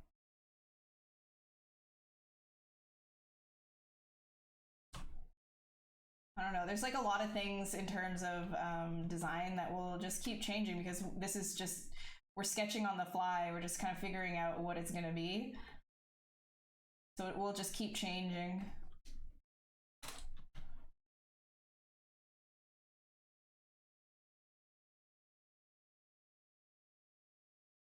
Yeah, I like this to be smaller so then we get more focus up here. this guy. I'm gonna split that off. I'm gonna try something. Hold on, I gotta save this because I haven't been saving it.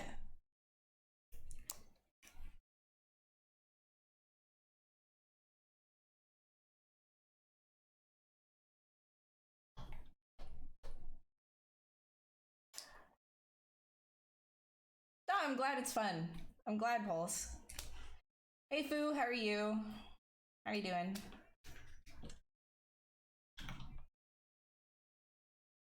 Alright, I'm gonna do, let's see. Bend curve. I wanna see if, hello? Hello? Nah. Oh, right, it's the wrong one, my bad. I always mix them up. Not curve.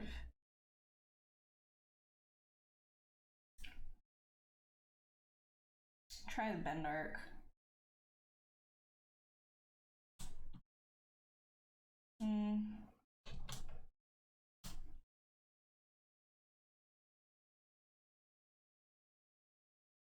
want to like do, wait, what is it? Which one?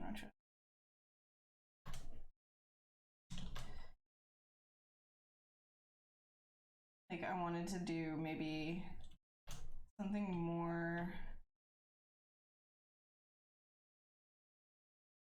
like this. There we go. Let me try and give this more resolution first and then do that.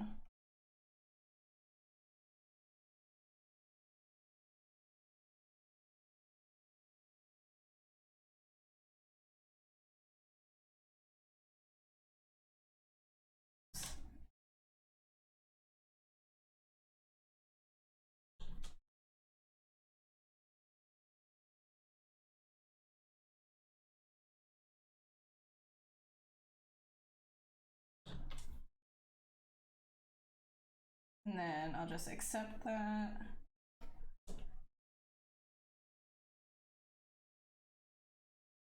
This here. Do a little bit more of the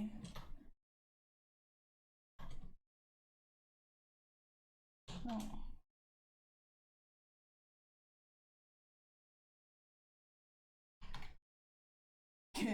Get those big ram Illidan looking horns.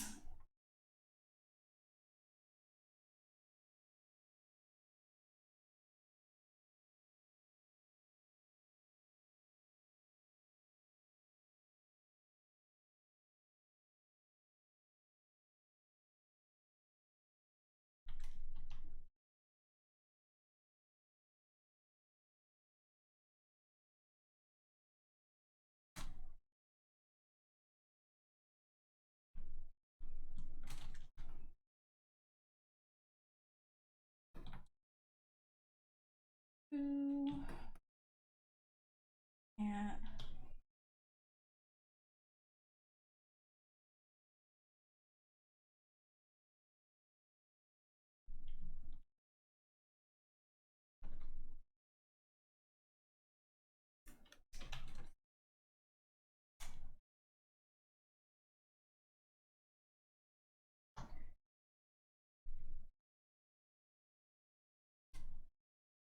I'm just wondering if maybe we turn those off.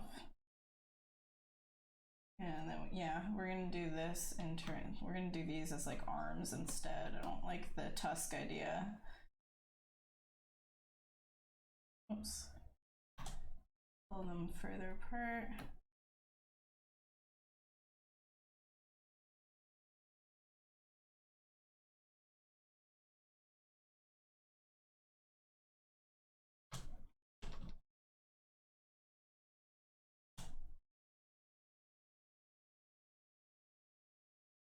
They need to be much further apart for that vision.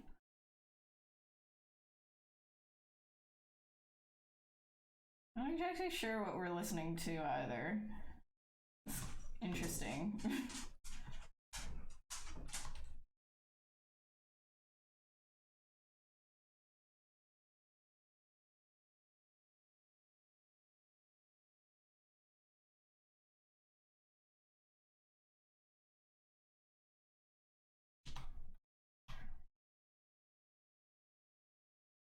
What is this language? What language is this?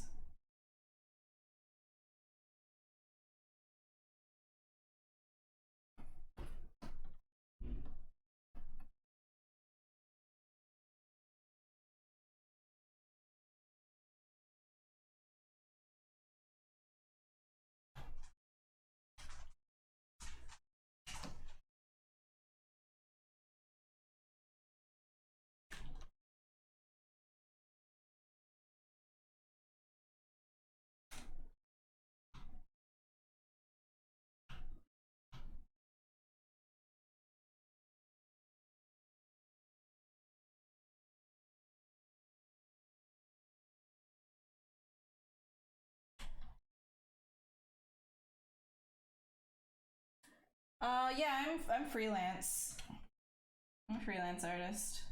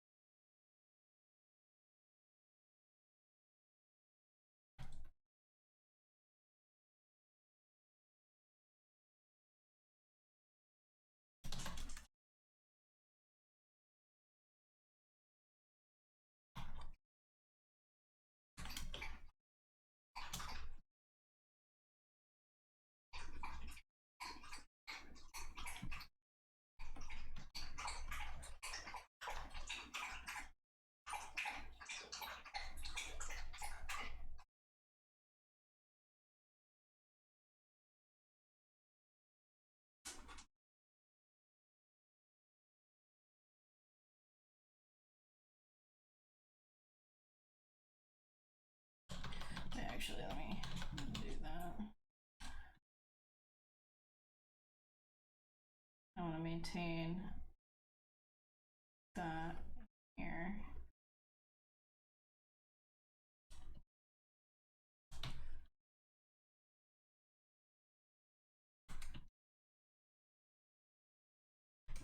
This guy.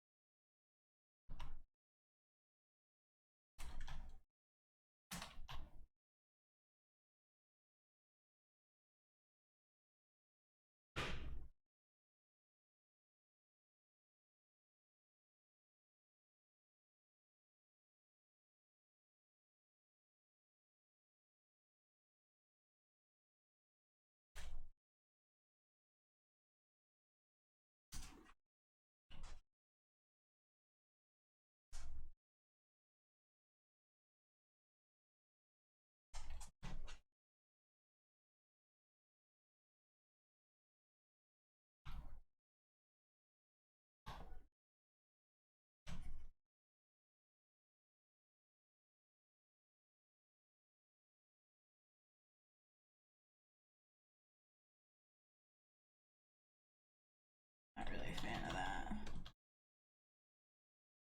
Probably.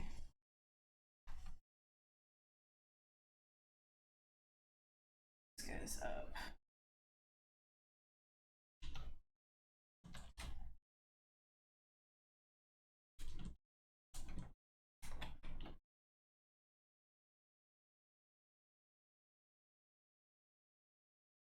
Let's try.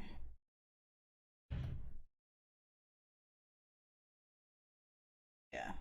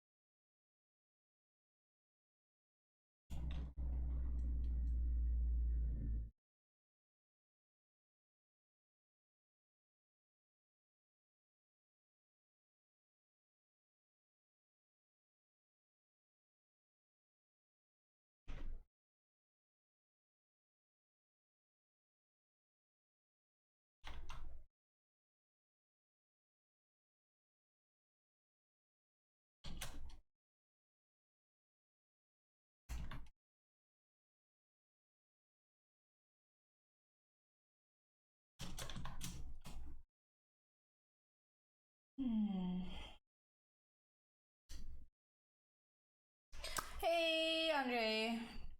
Random Instagram follower. Hello, hello. Kill its prey by giving them a nice hug. Oh yeah, the best hug. You're trying to be freelance as well? Okay, so it really comes down to, like, getting work. It comes down to two things: visibility. Big one is visibility. And two, who you know, because a lot of my work comes from people that I have done work with when I was working in studio. So they already know what I'm like working with, and they can trust me, and so therefore they send me work because they know that, like, I'm able to get what they need done in their vision, right? Like, it's hard for me to give advice on freelancing stuff because I've only been doing it for like just going on 2 years now, and a lot of my work does come from people who I have worked with before. Some of the other work that I've gotten has come through streaming and posting stuff online, so that's as much that I can really give you. It just really just keep putting yourself out there, and in terms of like chasing contracts, I can't really give you advice on that either, because most of my work, like I said, comes to me from people that I've worked with before.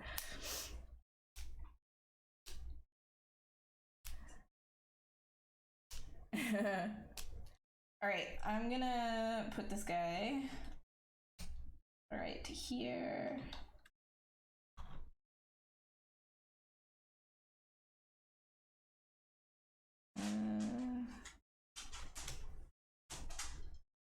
There we go. Save. And then I'll finish him up when I come back from break. Let me get all my stuff ready. BRB.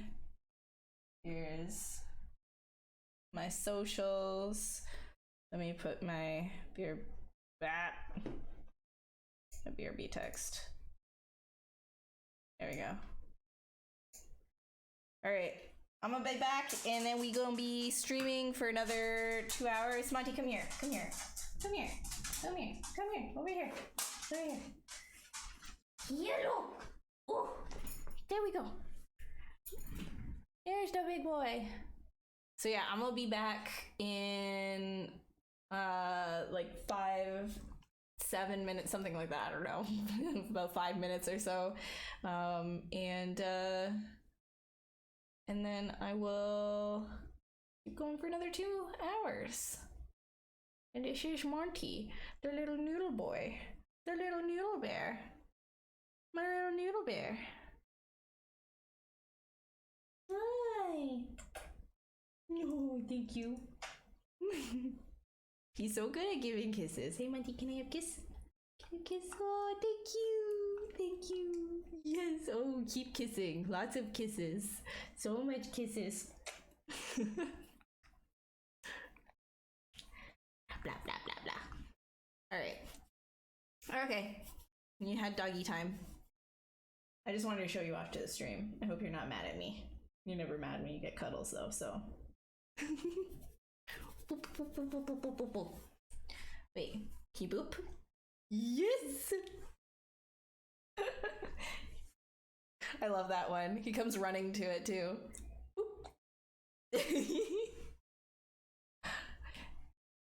Okay, ready? Boop. Yes! Ready? You do it again? Boop. Wow! You're so good. You're so smart. Okay. Down onto the ground. Whoop. All right. BRBs.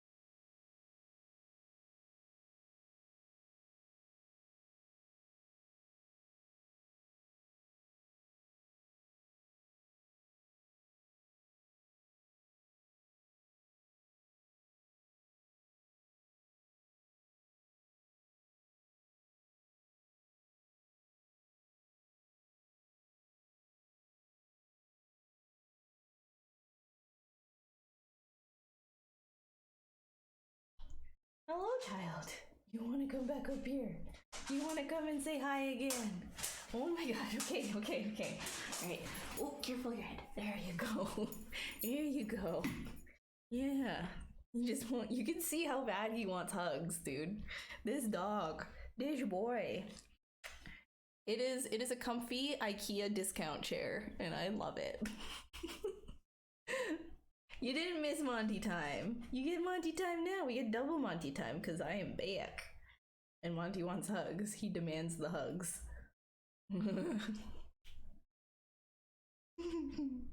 Hey, Bubba.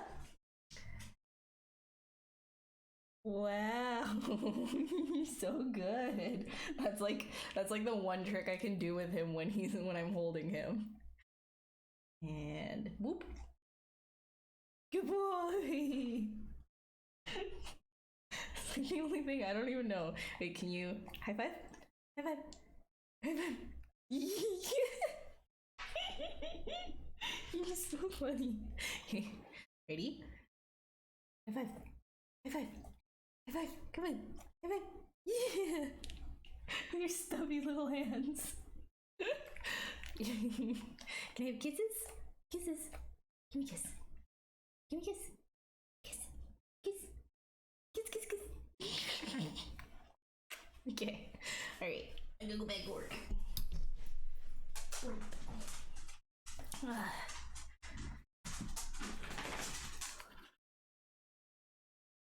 The only ones you could find at IKEA barely reached your shoulders, and you're... Wait, really? I found this one I don't know, I got it at IKEA a while ago. Could be enough. You can find this one. You can find this. I'm 5'7", like, not tall nor short. I'm pretty extraordinarily average.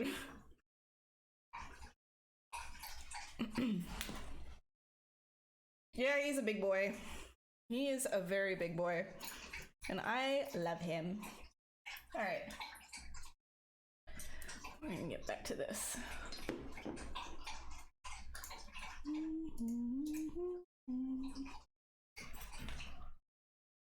IKEA should send stuff like Amazon. They do have delivery, don't they?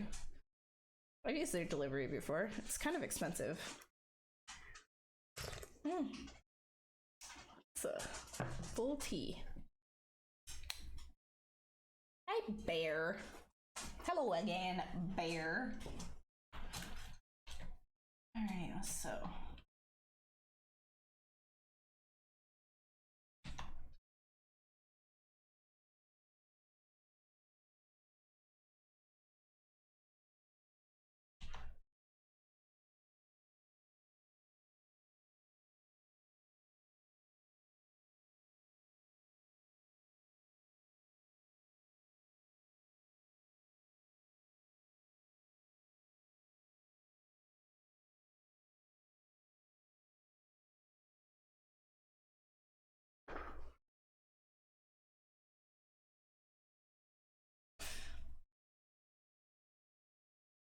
Thank you, Limbo.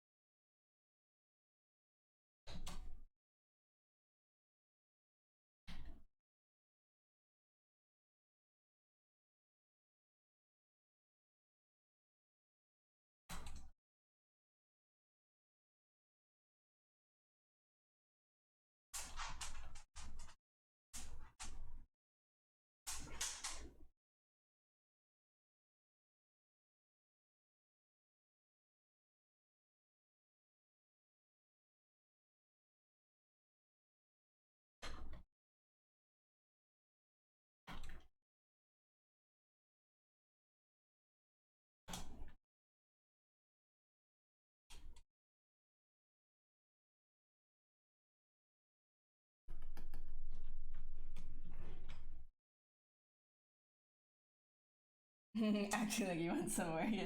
I'm the one that went somewhere. Oh wow, fancy seeing you here.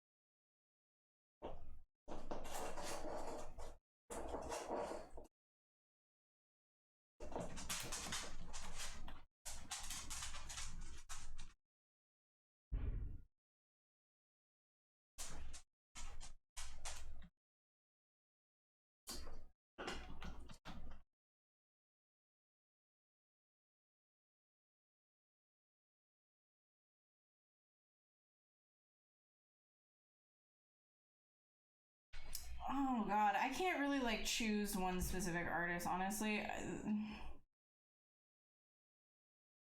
It's really hard for me to answer that because there's just so much influence like with ArtStation and the internet in general that it's just like it's really hard for me to just say one person in particular. You can even see like out of all the people like on ArtStation, you can see how many people I follow. Like it's just like I admire so many people that I can't really like answer that in particular.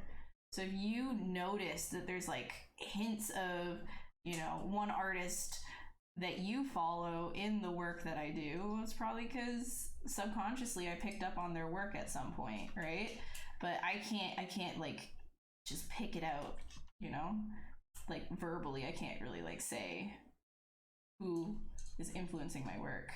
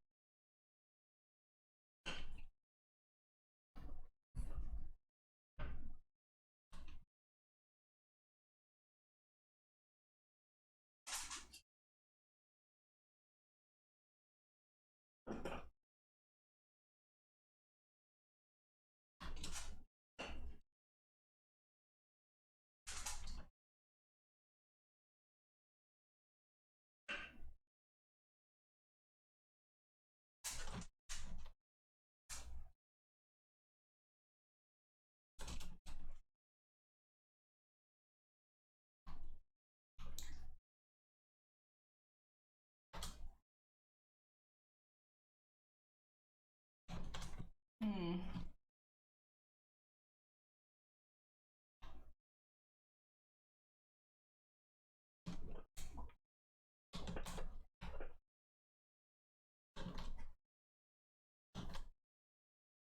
So this is like another thing that I like to do, is just kind of like zoom really far out and then just kind of pull at things, even if it doesn't really like make sense. I'm looking for an interesting shape to kind of help with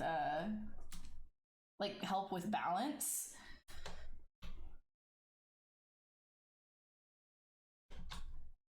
Like if something isn't working, because this doesn't feel like it's working. It feels, there you go. So that's more interesting right there. Then we just have to figure out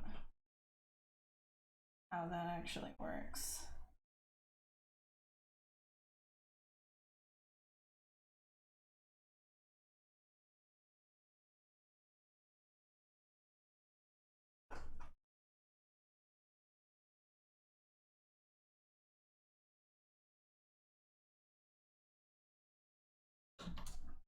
So we're mirroring bottom to top. Okay, mirror in terms of shape. Now these, getting a little bit of like same vibes. No, because I still want that out, which is gonna make this kind of difficult. Like these shapes are not working well together.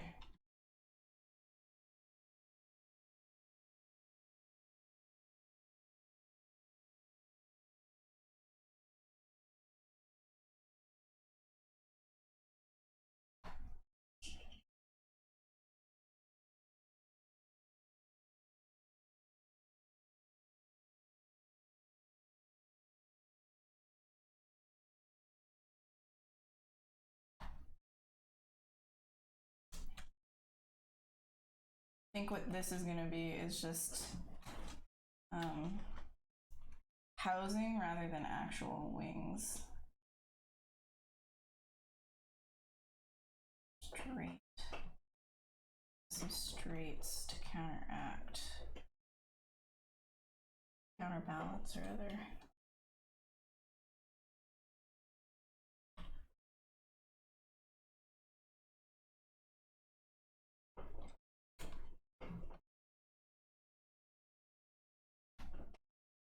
So now we can have all of that like strong stuff there, but it doesn't look like he's just like a, what's it called? Like an airplane. You don't want him to look like an airplane.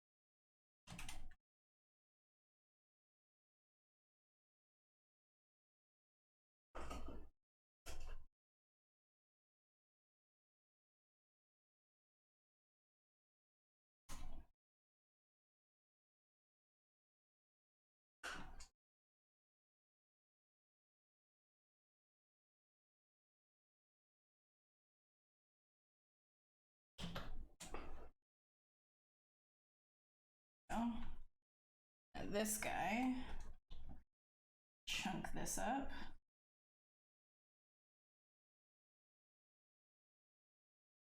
Like, give it that. Now we're looking for some shapes that are bigger in areas to give your eye rest, because there's too much of the like same tininess. So I'm going to chunk this out right here and leave that kind of relaxed.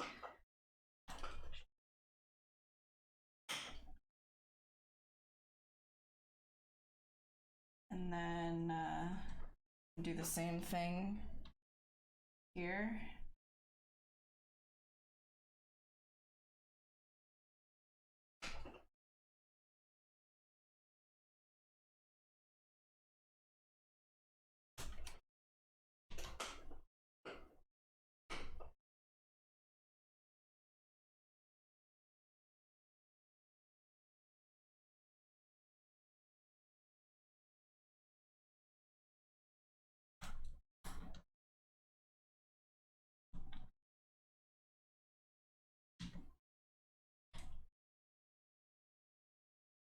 And this guy, I'm only gonna make that smaller right there.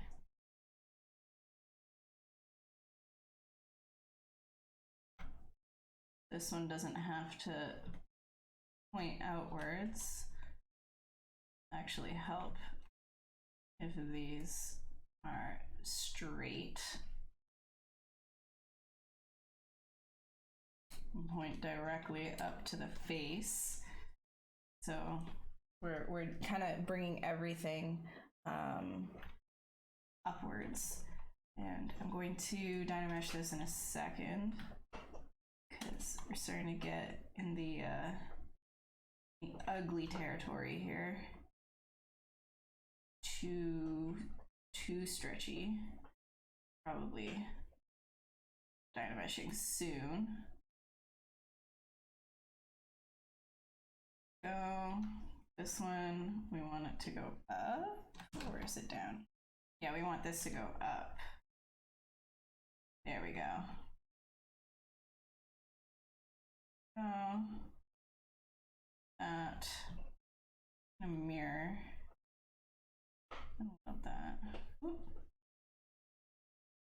Quickly, before anything dies, we should save. And then really lower.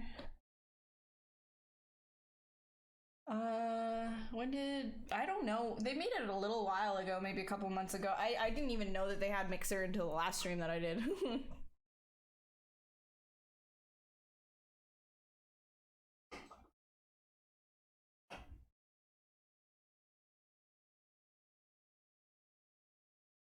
To make scales really quickly, you could use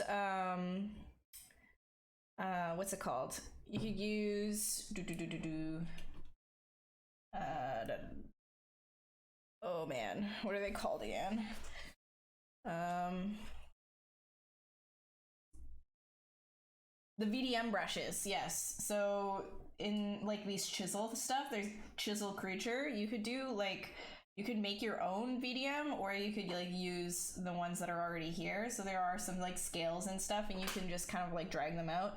You can also use the extractor brush. However, I'm not familiar enough with it to demonstrate it, but I've seen a lot of really cool things by other streamers, so you can check that out.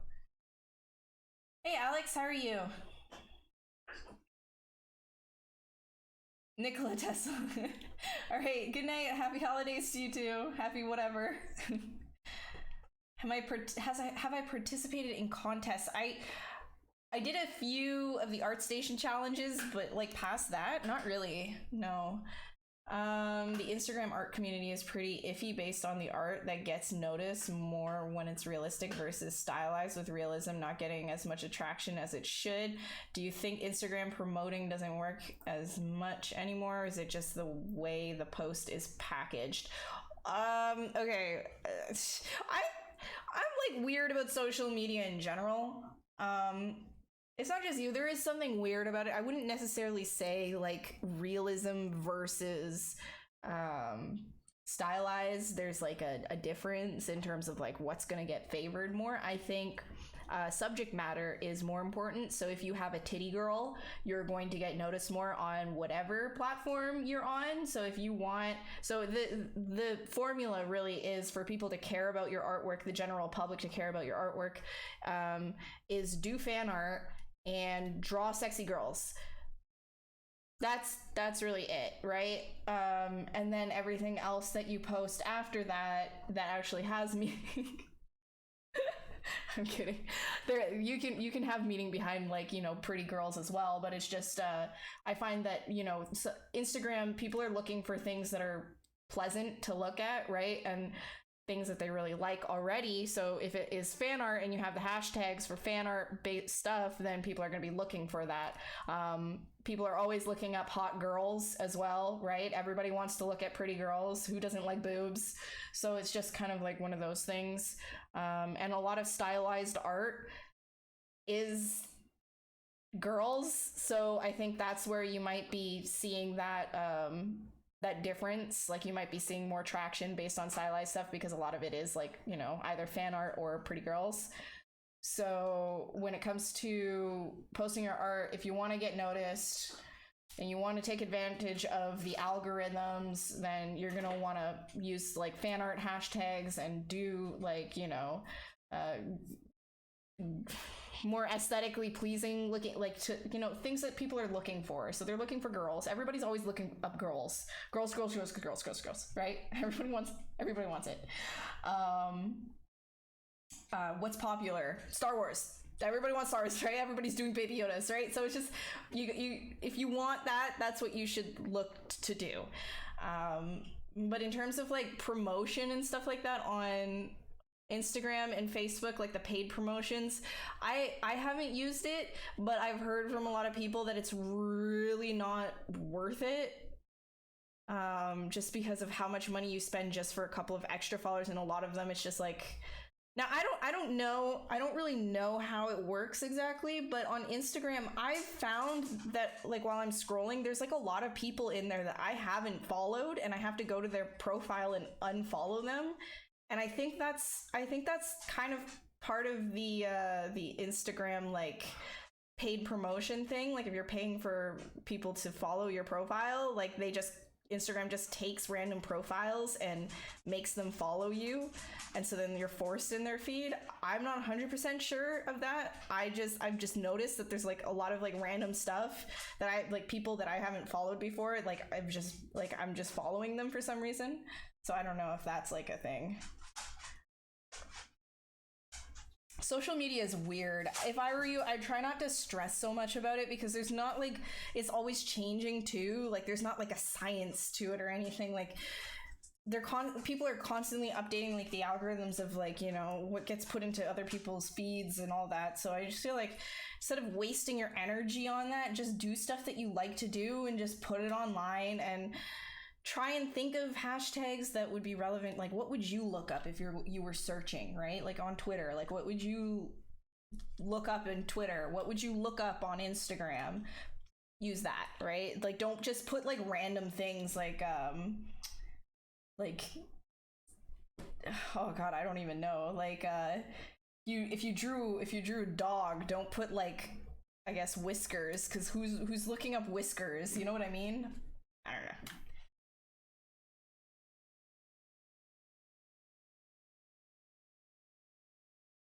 Oh, the follow for follow thing is so stupid. It makes you look so desperate too. I hate that. I really hate that, because it's not genuine either. It's not like they're actually like they actually care about what you're doing. You're just getting a follow. You're not getting engagement. Engagement is what you should be looking for. Engagement is way better, because that means that people are actually engaged in what you're doing. They actually care about what you're posting. You shouldn't be looking for like just followers. Just follow me for the sake of following me. No, you want people to actually care about what you're doing.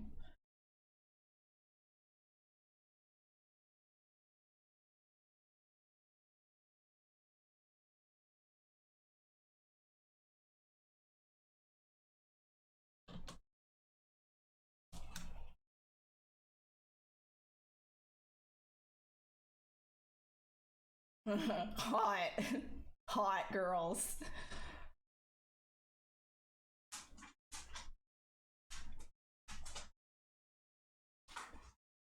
Follow for follow is the person following you isn't active. Exactly. There's no point in it. Like, oh great, you have a higher follow number. Like that doesn't mean anything. If you have a better engagement with your audience, then that's better, right? If people actually care about what you're posting, why the heck would you want to like start shilling out for followers? Just post things that you actually care about, and then people who are like-minded will come and follow you for that stuff. And if you engage with people too, like don't just ignore them, right? If you get comments on your stuff, like engage with people. Everybody's just there to help each other out in the art community, right? The following thing is so stupid. Social media is so weird. Such a weird thing.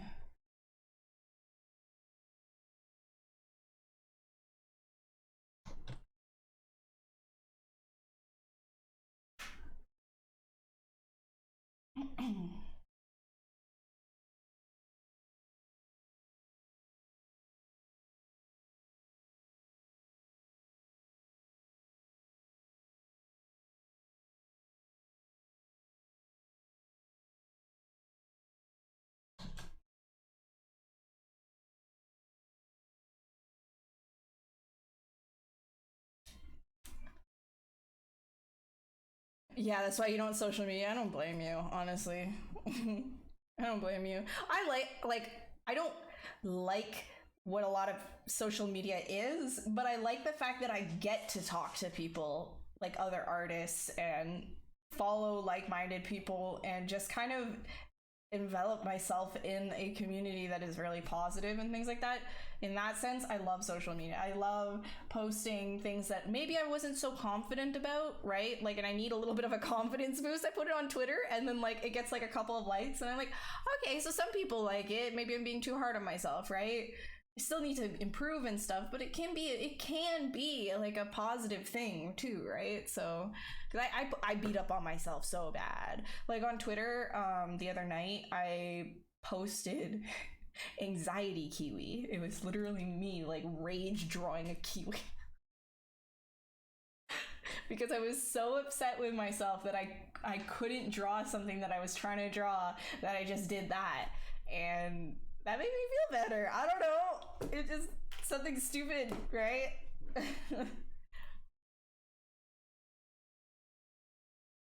Well, yeah, when it comes down to opinions on social media, there's a lot of like what they call virtue signaling.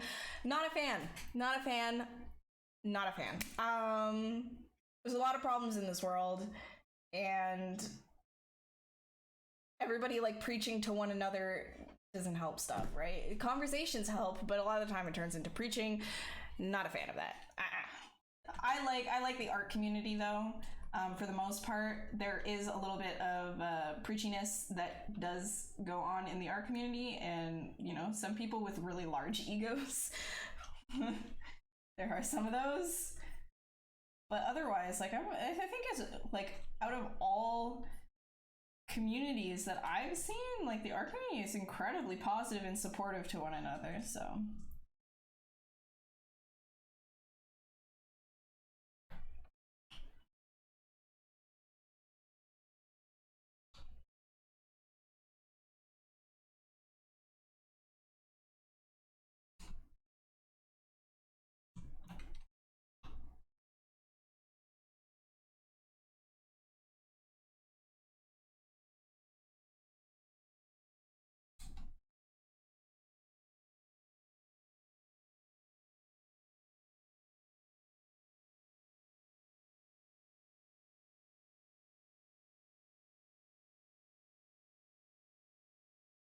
hey Paz, you can recognize myself. That's amazing.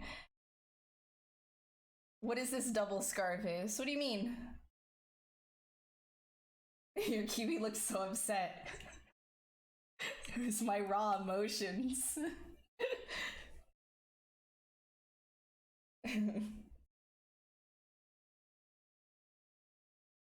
Takes time and keep putting your stuff out there. Yeah, but don't worry about the numbers, honestly.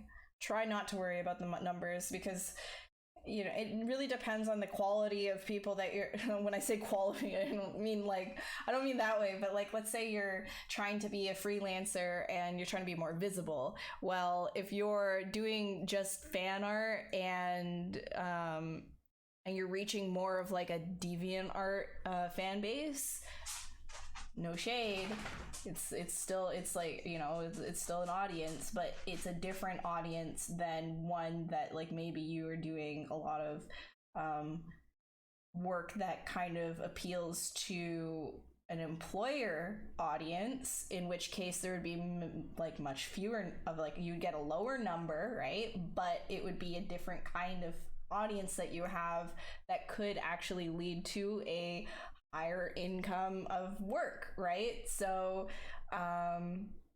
it depends on your subject matter and all of these kinds of things. I wouldn't worry so much about what your follower count is, because it's never a direct association with not a direct correlation with how much work you're gonna get, or how you know, how well off you're gonna be in the industry or anything like that, right? So just try not to put pressure on yourself. That doesn't mean you're better artists or worse artists, like, depending on that number. It doesn't. It really doesn't.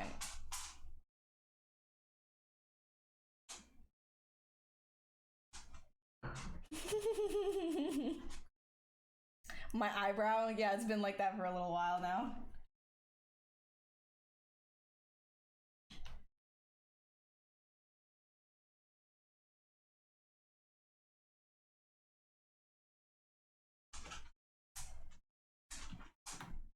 All right.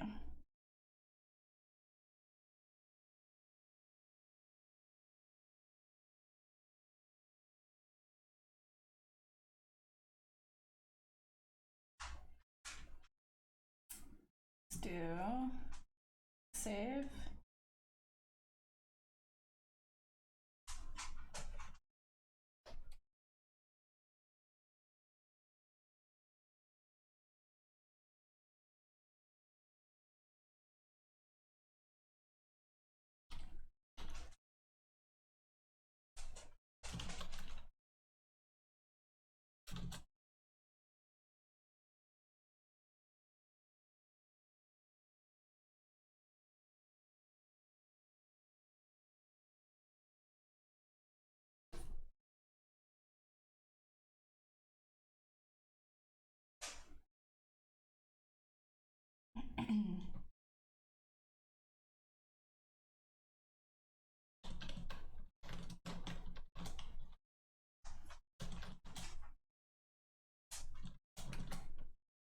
That's why. It's like, where's my tablet pressure?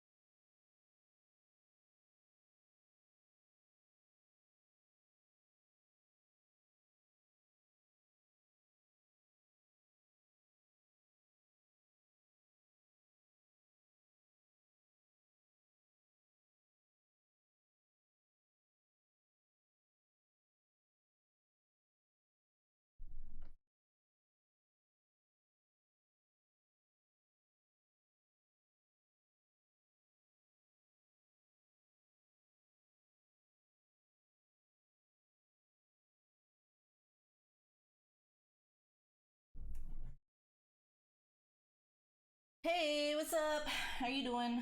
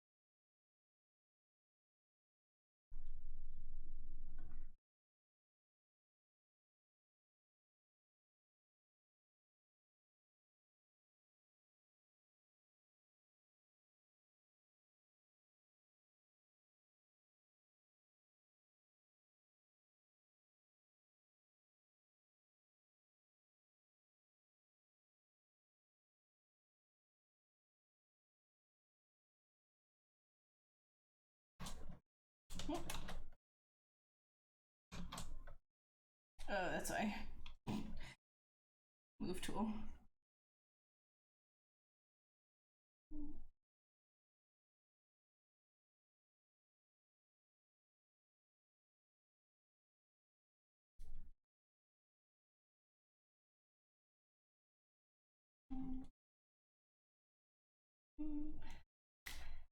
Yeah, kind of, right? How am I doing? I'm doing fantastic.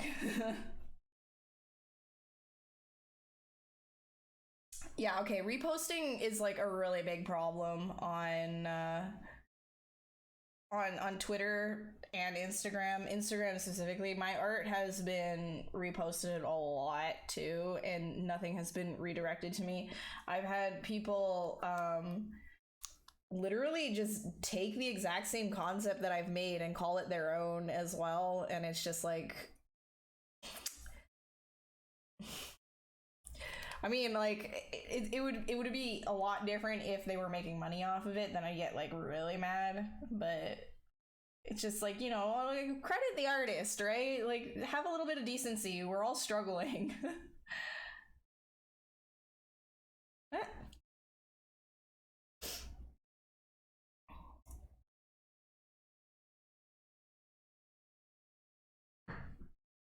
A lot of the time, people don't know, Evan. Hi, Eric. How are you?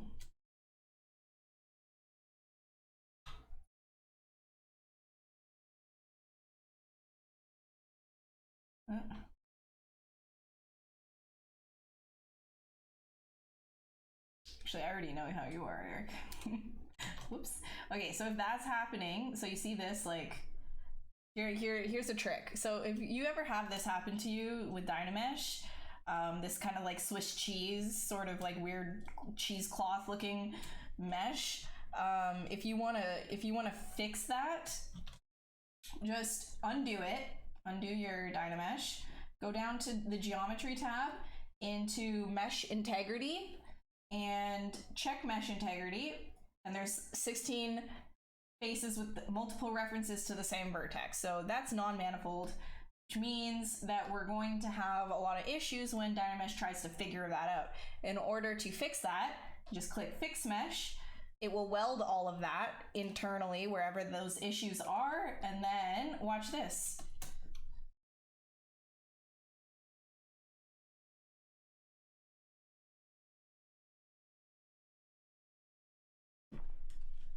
Amazing, right?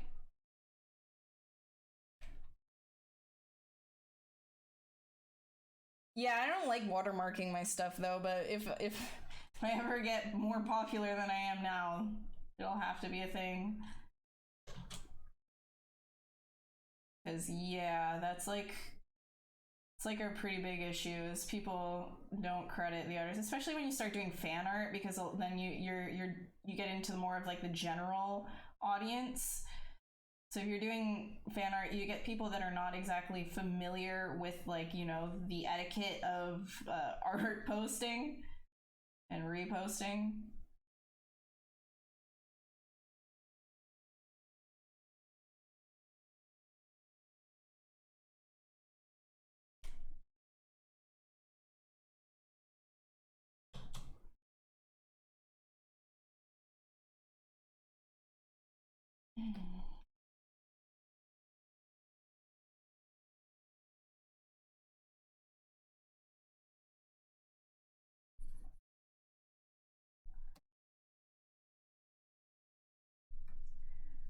So another trick that I have is if you have a lot of like this kind of like I'm not using the smooth tool right now. I actually prefer to use the H polish tool to kind of like, you know, fix around some of these things on more harder surfaces. And you know, I kind of pull through a lot of the things that I do in painting into sculpture as well, right? So if you're using, let's say you're using the smudge tool when you're painting a whole bunch, your painting is going to lose a lot of those hard edges and what kind of makes each brush stroke look, look really interesting and things like that. So a lot of the time I prefer to blend things in my paintings with a brush and just kind of like select a color closer and just get brush strokes more, and just integrate my brush strokes more. And so it's kind of the same thing in 3D, is like, instead of using the smooth tool for everything, why not try and smooth it out with another brush, and then you get those interesting kind of, see how there's like all of like these interesting sculptural details in here now, instead of just like one smooth surface, unless you're doing something stylized and you require super smoothness, right? But in terms of just something really rough like this, that's it's kind of my approach.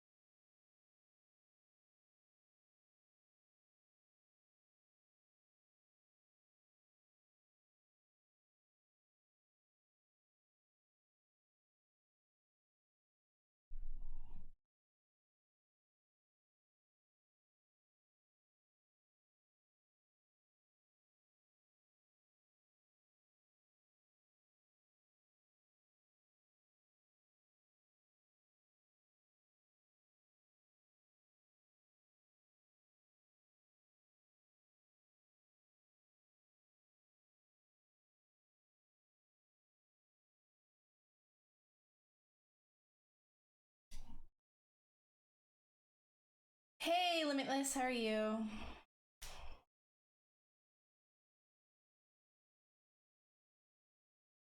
Have I ever gotten affected by the Twitter bot algorithm that takes your design and maps them? I have not.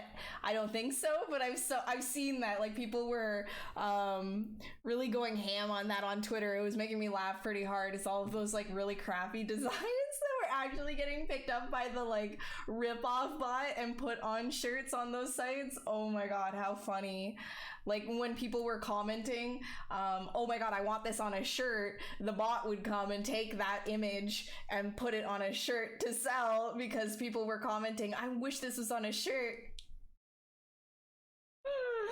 Oh my god, so obviously people were like making, tweeting out like joke images, like Mickey Mouse holding like, hey, this is copyright or whatever, or just like penises or something, right? It was just really funny. And then getting everybody to comment just like how badly they wanted it on a shirt, and it actually worked. Bots were taking it and putting it on a shirt. Art theft is rampant, dude. I don't know how to stop it either.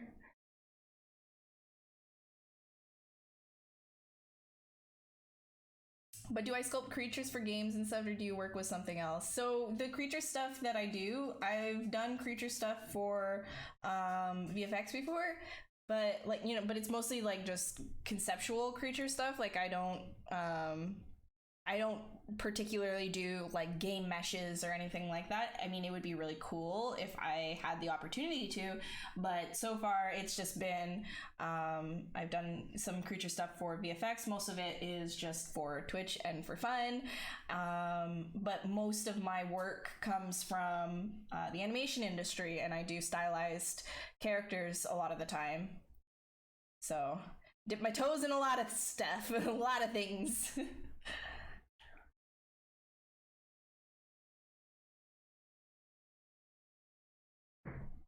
Fan fiction stories? Can you sell fan fiction?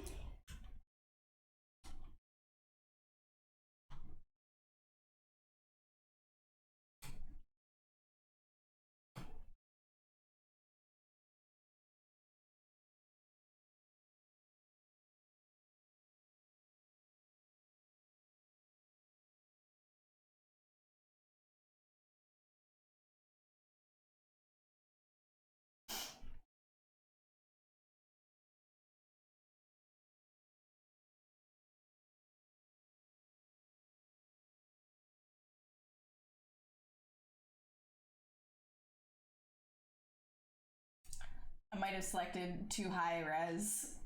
We might be. Oh, we good. No.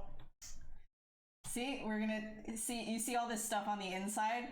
So sometimes you do have issues with that. Like I said, we're gonna go down to geometry and we can fix. And then test the Dynamesh. And we Gucci gang. See how great that is? They're like auto fixing of like ZBrush. Pixelogic is so amazing with just letting you do whatever the heck you want and make your mesh as nasty as you want. So click of a button and you fix it and it's fine. You can Dynamesh it, it's fine. Like I love that.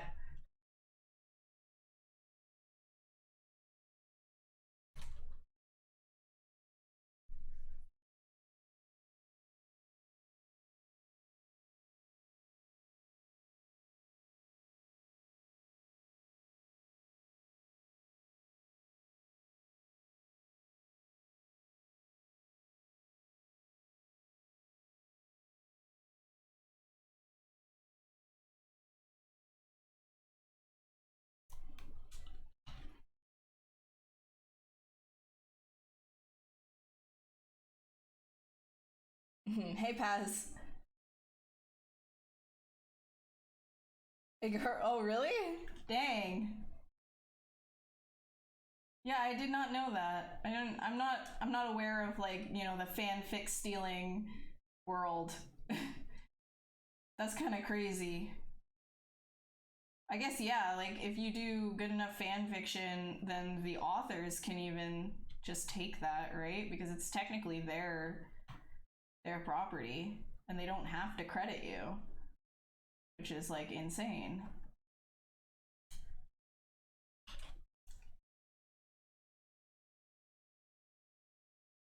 I had never actually thought about that, but that's kind of like brutal. So when you're doing like fan fiction, you gotta be ready for the worst. Like if you're a good writer and that like author is like, it's canon now. Dang.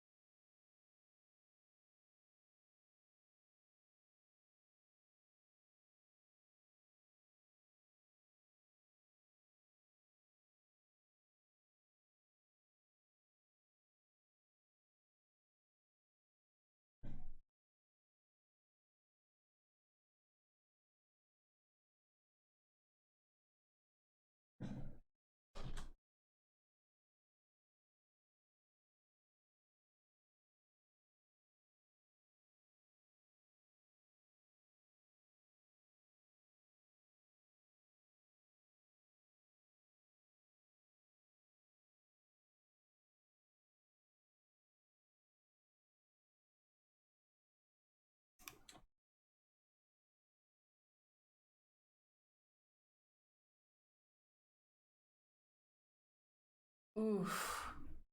Oof, that jab though. Yeah, I don't know, dude.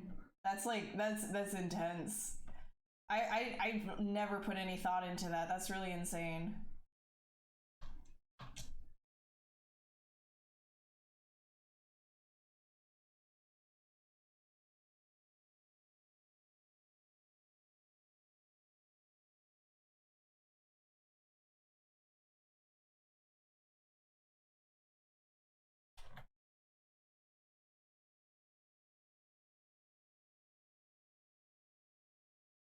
True. Yeah, you could change all the character names, right? And the environments, like the locations. Just change the names and stuff, and then what do you know?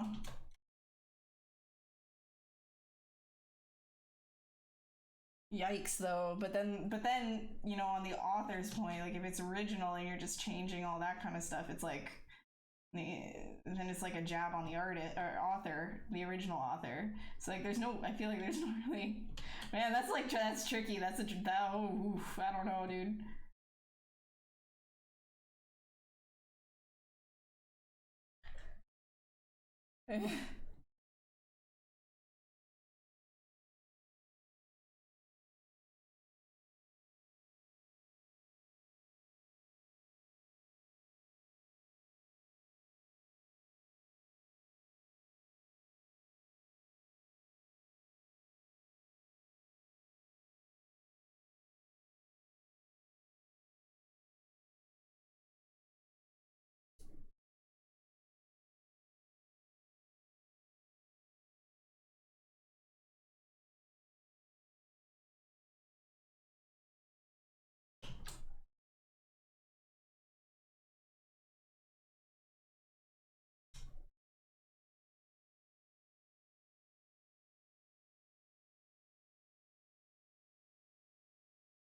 Alright, let's do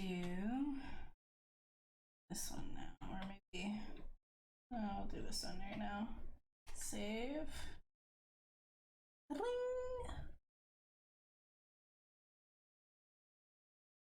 Dynamish this. Might need a fix.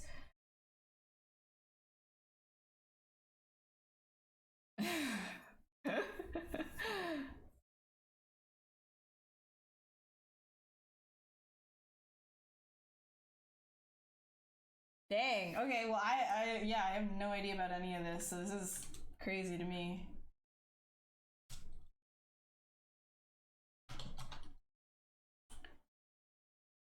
Well, I hope I'm never in that position. Is all I can say.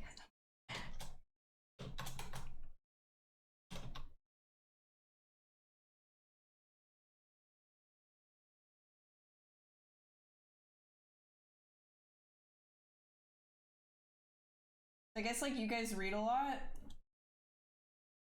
I wish I read more. I don't read that much. Outside of like scientific articles and things like that.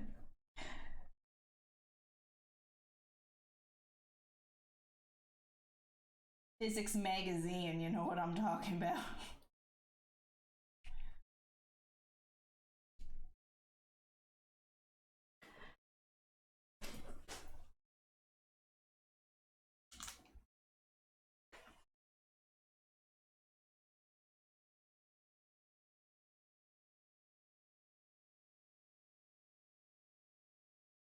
Yeah, I mean, and that does happen, Paz. It really does. People copy it all the time. I mean, maybe not mine per se. Like I've had it happen where people do copy what I'm doing because like I show the process and how to do it anyways, so it's like pretty easy. And then, you know, I've had it where people take and say like it is their concept even though they're literally just following a stream. Which again, it's just like these are just sketches, so I'm not like super mad about it, but it's one of those things where you should credit where credit is due. Like if you're doing a study off of somebody else's work, then say whose work it is that you're doing the study from, so that you're not, you know, you're not discrediting the original. You're not taking credit for an idea that you didn't have, right?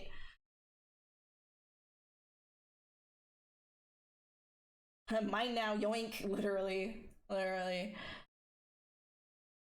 Your old CG images got used by a tech school? That's weird. As example of student work, like you were a student there, but you actually weren't. That is super weird. Yeah, I don't.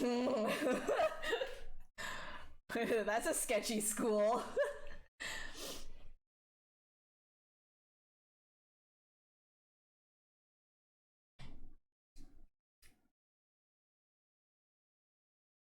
Kind of want to like, whoops. Save this. I'm gonna bring in those wings that I've used before.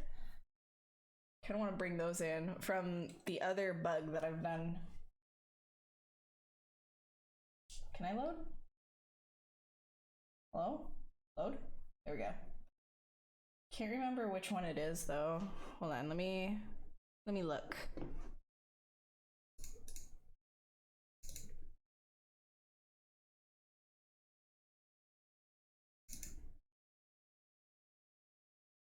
I think it's like 80? No. Maybe 90? Nope. 95. Nope. 93. Nope. 92. No.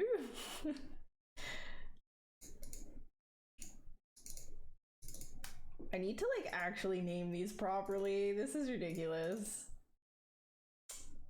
Okay, so it's 87, I think. 86, 87. Yeah, 87. We'll Kitbash from 87.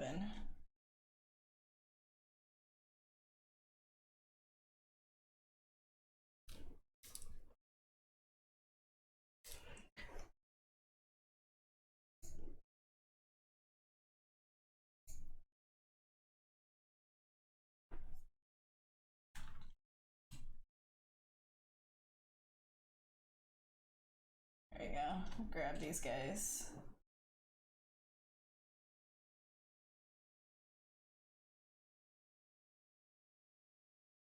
Or do we have it where it's not posed? Hello?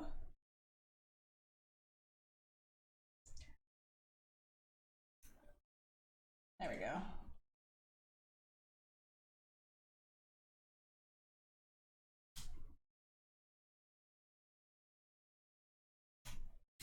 Kitbash!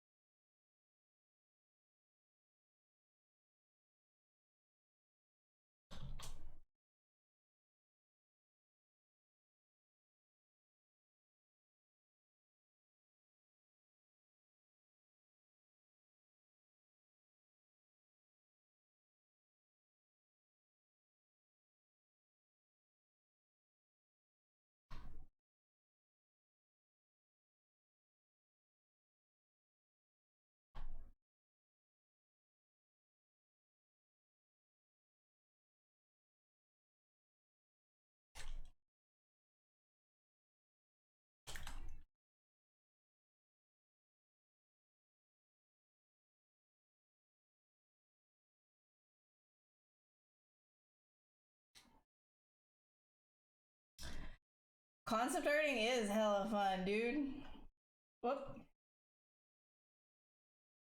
I love concepting. I think this though. Yeah, there we go.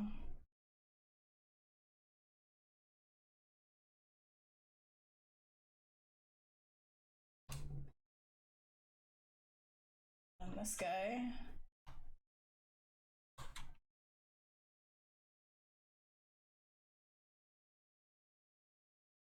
There we go.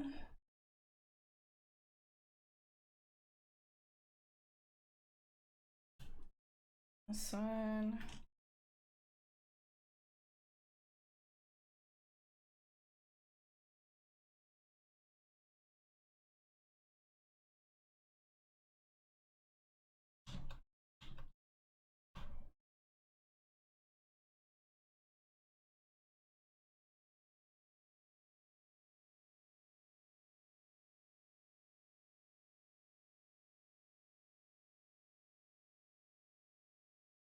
Let me like solo this out. Man, I can hear the wind outside. Jeez. Jeez, it is loud. I don't think you guys can hear it, but oh my gosh.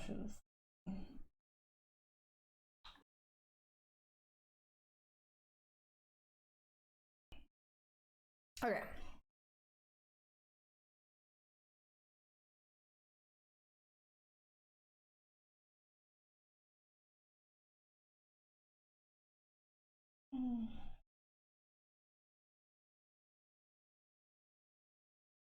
Nope.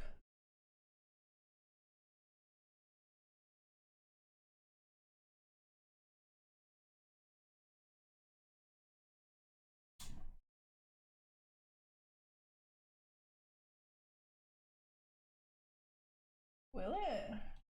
No, it won't work that way. Alright, whatever. That's fine. Yeah, it's fine.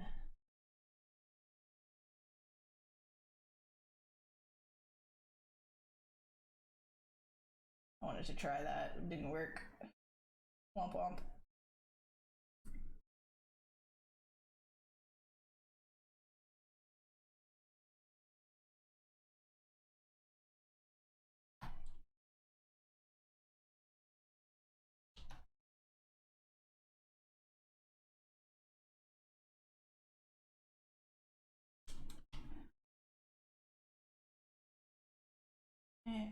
I'll fix housing here and here.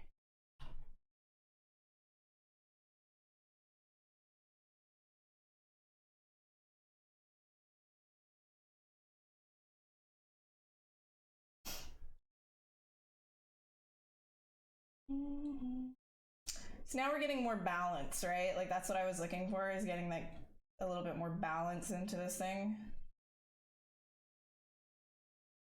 I don't think it could actually fly though, so I'm gonna play around with that. Those wings.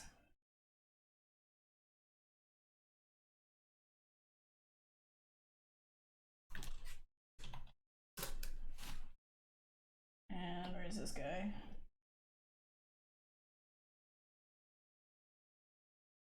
Yeah. It's kind of living in the same world, right? This one. Delete that. Get out of here.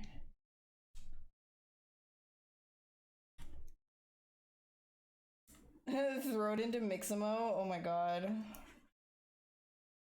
Serves you right for living somewhere with weather. The weather is weather. The weather outside is weather.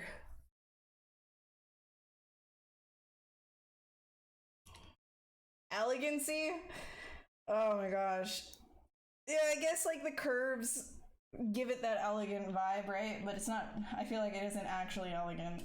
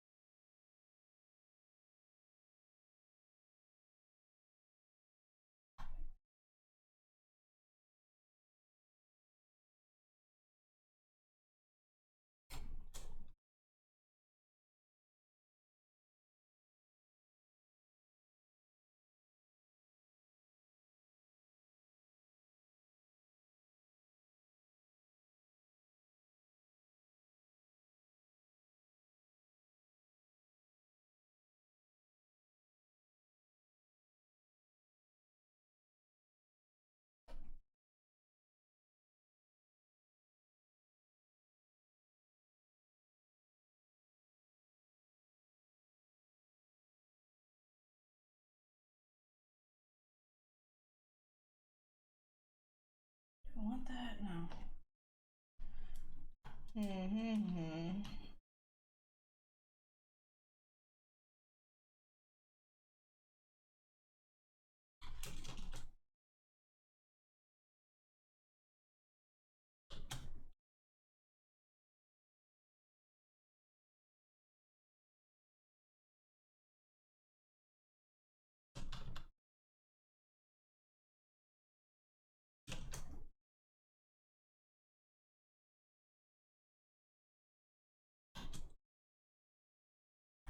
I think it needs to be up there. I'm gonna delete that.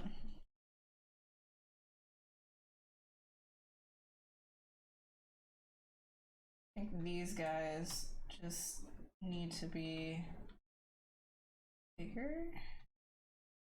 Maybe.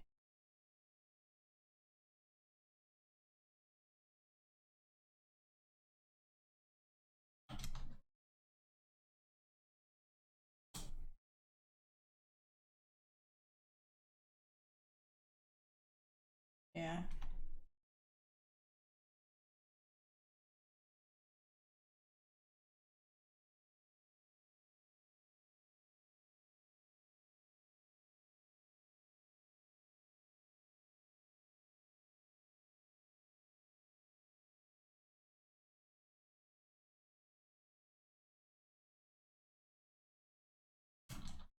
Yeet.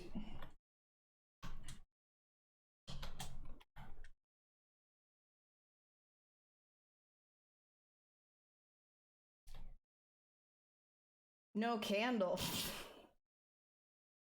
Don't tempt me. Can't wait to burn my PC again. Thanks, Crafty. I really appreciate it, Dragon. Yeah, I'm trying to figure out the wing situation, because I'm also putting in function now, not just doing design, because a lot of the time it's like, okay, well... I mean, it's like a fantasy creature, it probably could fly regardless.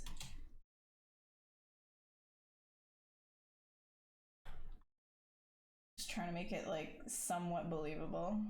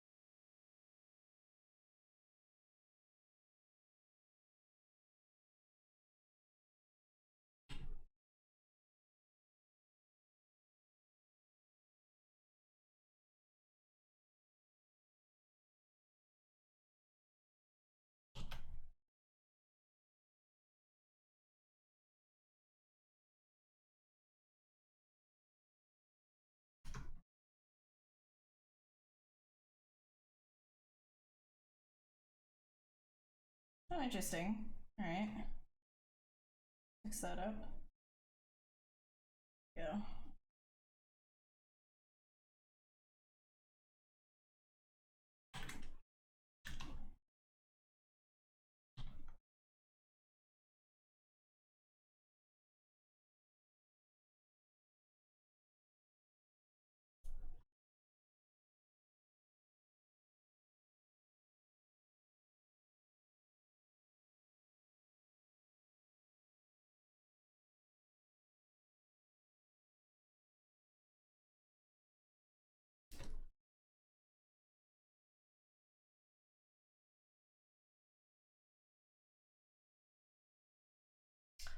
Yeah, see, like what I'm thinking this is right here, this upper bit, is more like housing, right?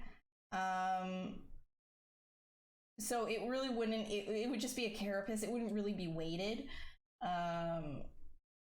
I'm thinking, if anything, it wouldn't be like airborne. If anything, it would do like gliding, essentially. Sort of like if you look at like ants, when they're looking for a mate for the queen ant, like those MFers, dude, are chunky, and they don't really like the flying ants.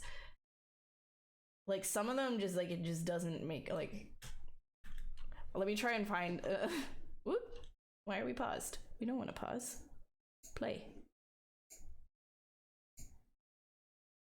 Hello? Did I mute it? Oh. Sorry.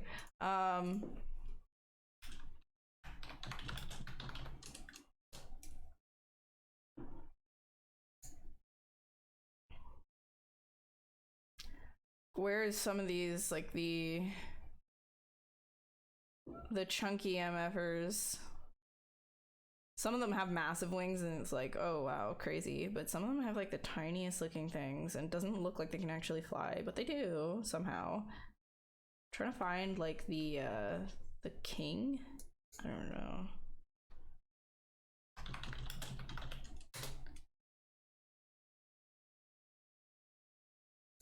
They get like massive. Okay, I can't find a picture right now.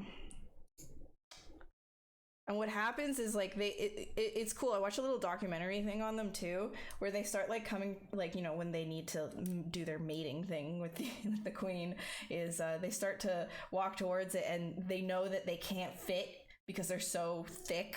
They can't fit into the colony, and so it lets the other ants, like the colony ants, rip its wings off for it so that it can go in there and mate and then die. Kind of metal.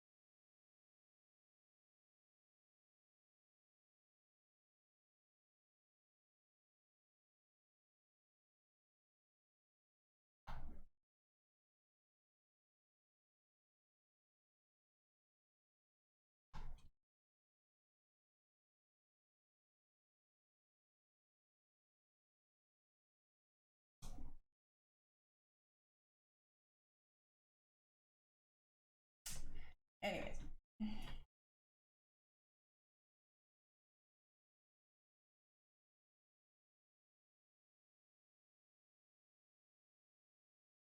Yeah, my name, no. My parents actually named me that, so like named me that way so that I would always be first for everything in school, which was a curse more than it was a blessing. Because I am an anxious person, so I was always first for every presentation, for everything, always called first. It's great. It's fantastic. It's like the teacher would literally be like, okay, it's time for attendance, and the whole class would go over to me. Like, here.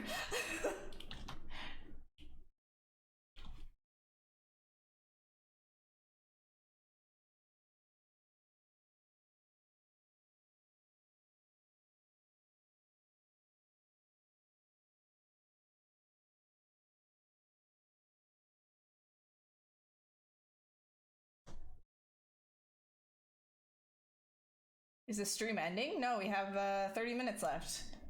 3D school is for rich. Yeah, I haven't gone to 3D school. Then you were over with it then quickly, and then you can kick back and chill afterwards. I mean, yeah, but also it kind of, when I was younger too, it kind of instilled a weird sense of competition. Like I was always first, and then it was like when I wasn't first, I was like, what? But I was always first, you know? It's weird. Psychology. The sake of experimenting, get rid of the front legs, inflate scale arms, and make her lean on it. I've already done a lot of creatures like that, which with like the gorilla-esque kind of like front arm leaning kind of thing. Really don't want to like lean on that again. I kind of want like the legs in there, but I know what you're talking about. I've actually been actively trying to avoid doing that because that is one of my tendencies. I like to do that. It's not ending. Why do you think it's ending?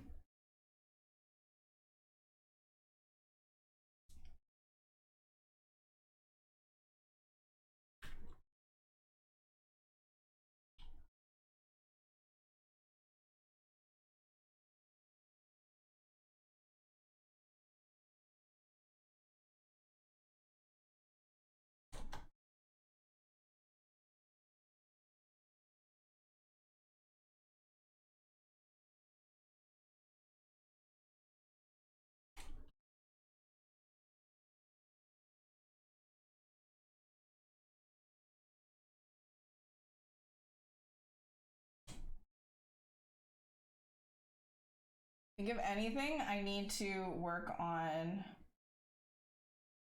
these and give it more like structure here.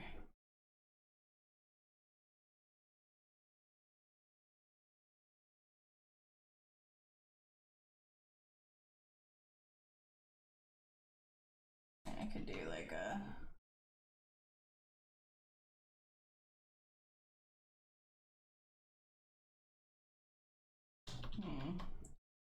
could I do? Could do actually I think experimentation purposes, like everybody is saying, I'm going to try. Yes.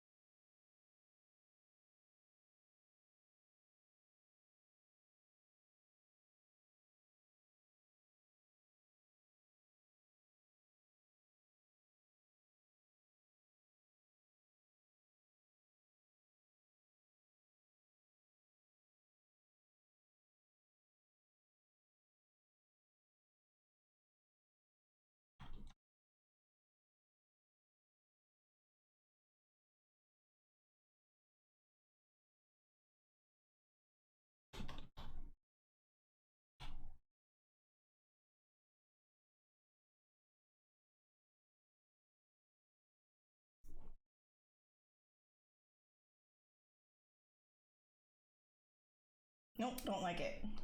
Goodbye.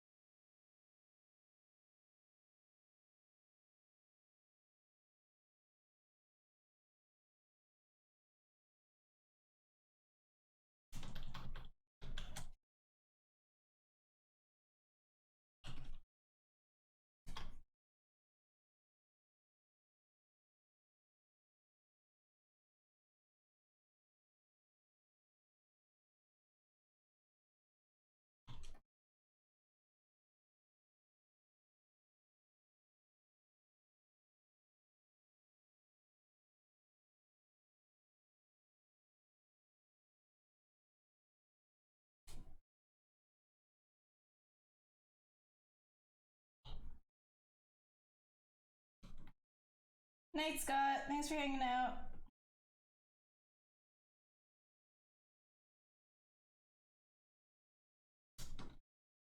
Standing your ground for what?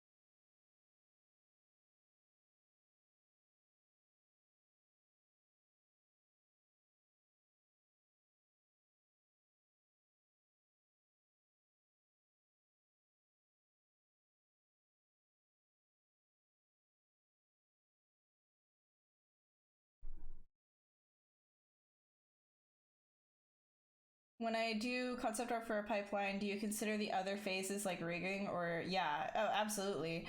I mean, it depends, right? Like if they just want a whole bunch of like really quick concepts just to get like an idea, then usually I'm trying not to like bog myself down. But when it comes to like, okay, let's start to refine things, then absolutely I start to consider rigging.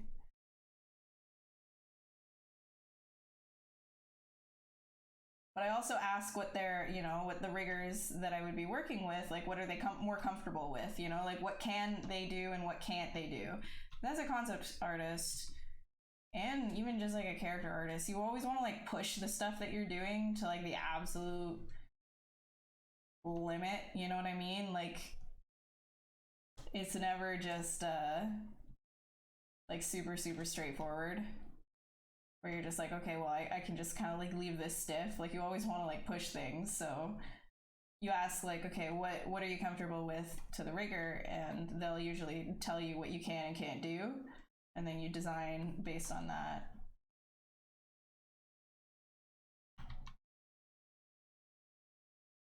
I think I like this.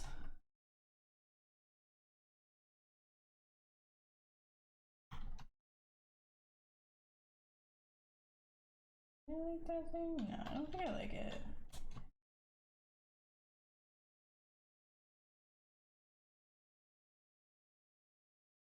Yeah, we're gonna simplify.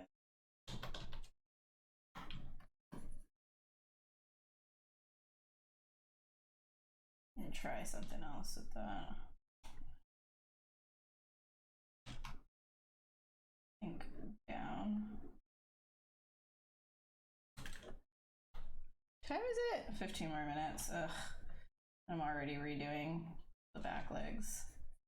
Gross.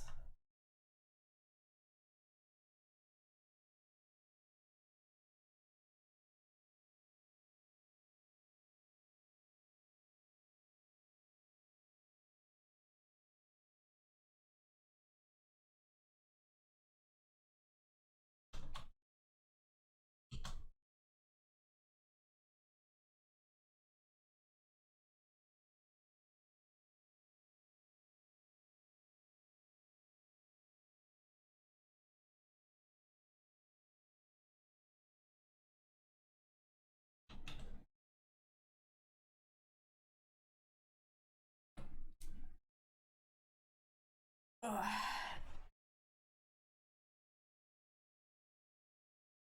You mean the postures? Like I stand my ground? Oh, yeah. Yeah, he's a chunky boy.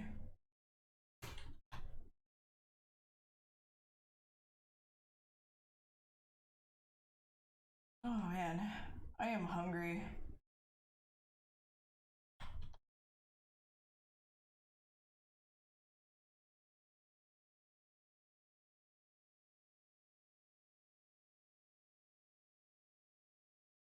So keep within the parameters but go crazy inside. Essentially, yeah.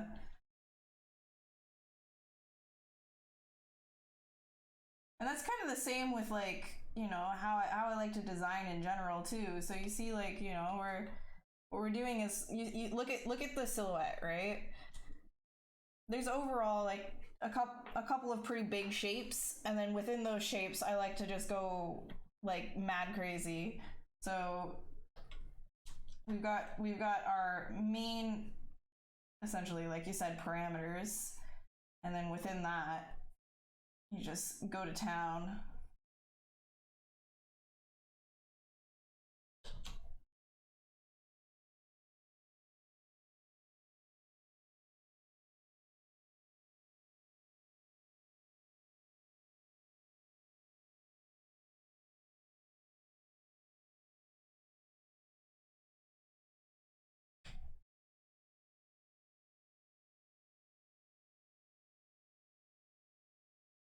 Alright. Give me to. This isn't even finished, is it? Save.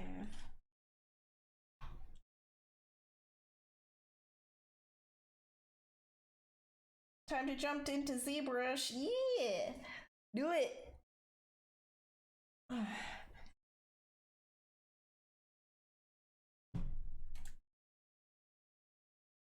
Why not? Why not? There we go.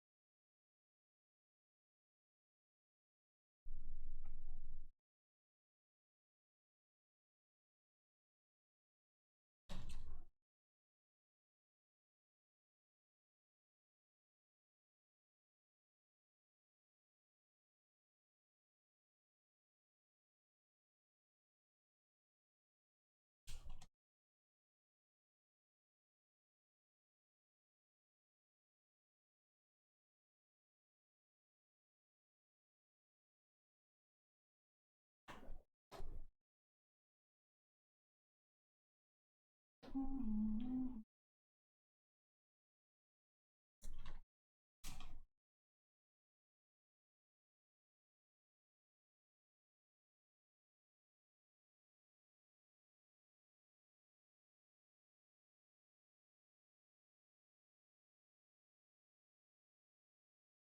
Cross. If you start using ZBrush, you'll already be better than 99% human. Well, yeah, assuming that, like, not that many. Well, I mean, a lot of people use ZBrush, but not, I guess not everyone, right?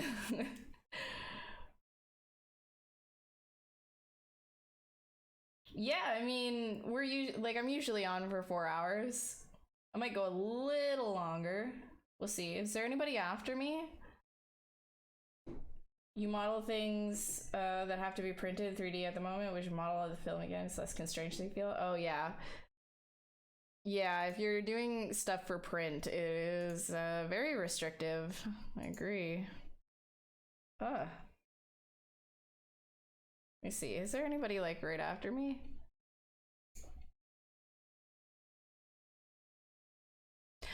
Oh, okay, yeah. Somebody's after me. What 3? We're going 7. Okay, yeah, so he's right after me. All right. I won't go too much over then. Maybe just a couple of minutes. You'll take a show streaming. Yeah, we've got start. What's his name? I think he's new. Lion Arts. Daniel? Yeah.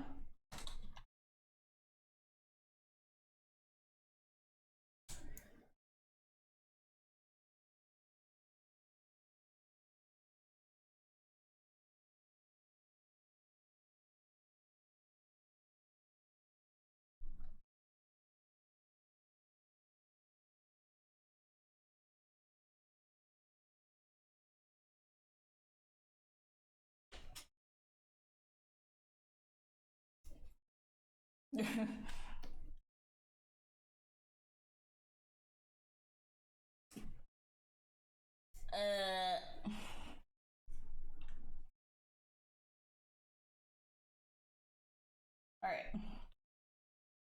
Ooh, ow! What the hell? My ankle just decided to start hurting. What the frig? Hello, ankle? Why are you like this? The frig? Oh, can you guys not hear it? Hello? What? Hello? Yeah, I guess you guys can't hear it. Weird. For real? This whole stream, there's not been any music? Have you guys not had any music this entire stream?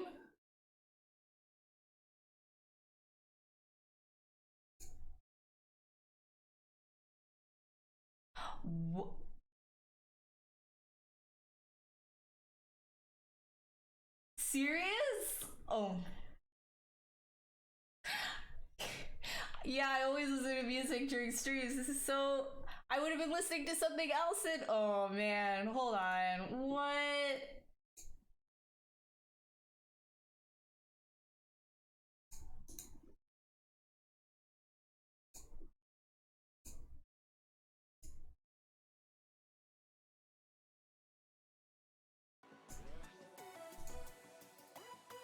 See?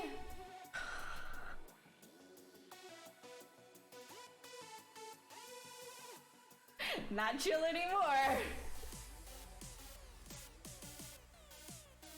Oh no, I can't believe that you guys... Oh no. Oh, and I've been jamming out this whole stream too, and you guys can't even hear what I'm fucking jamming to. I'm just here being like an idiot, like silent disco style, like, oh god. Oh, I hate everything. Oh, I'm so embarrassed. Oh no. I'm sorry. No.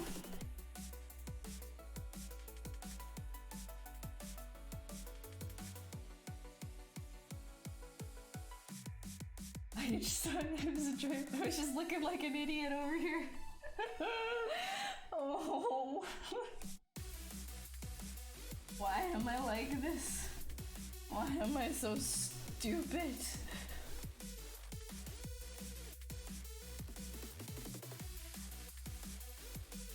Oh well. Oh well.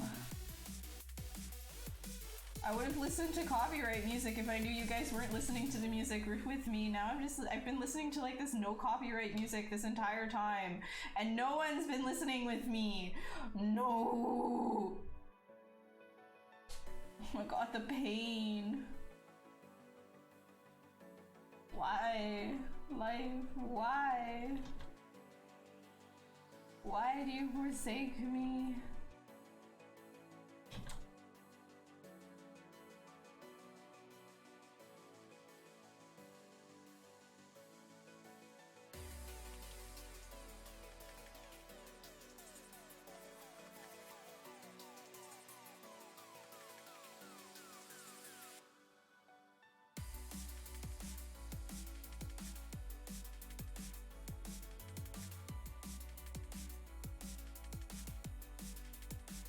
Okay, it's not like anyone was watching anyways. We're only like 80 people total. It's a tiny stream. We're fine.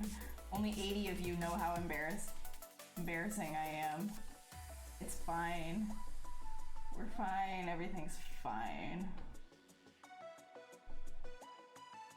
Honest, that might even be why there hasn't been that many people today. You know, other than it's the holidays and all that. Because I wasn't listening to music, that's why.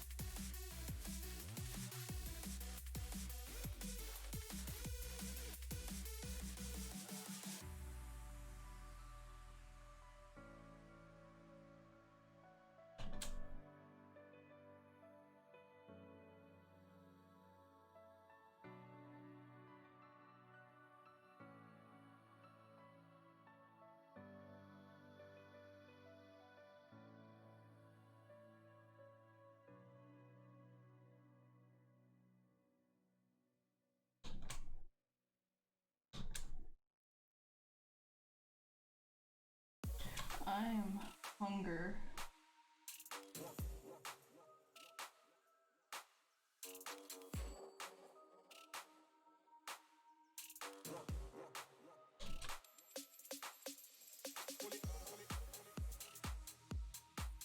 See, now you guys can hear it.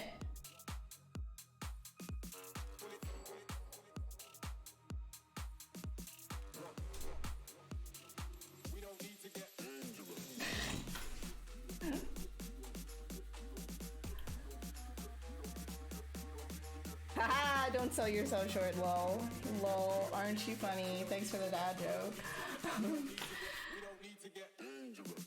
And make it NSFW. No, that's not the only, I mean, people steal not safe for work art all the time. I don't know what you're talking about.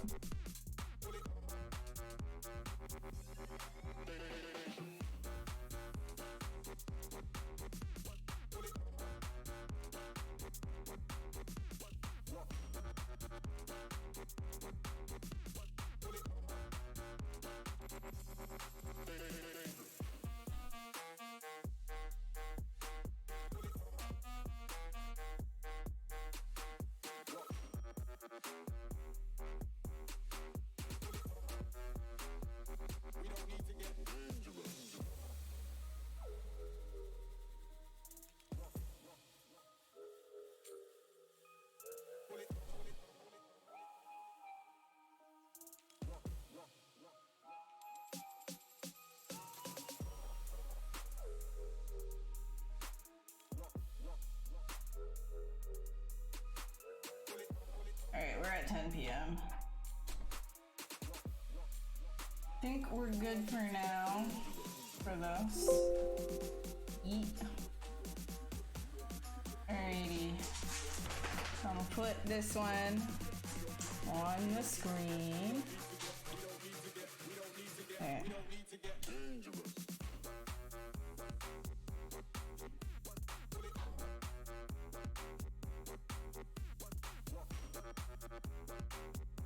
There we go. Right here. Alright. Let's quickly save. And we'll put the stuff on the screen as I'm doing my sign off and stuff. Because that's what we do.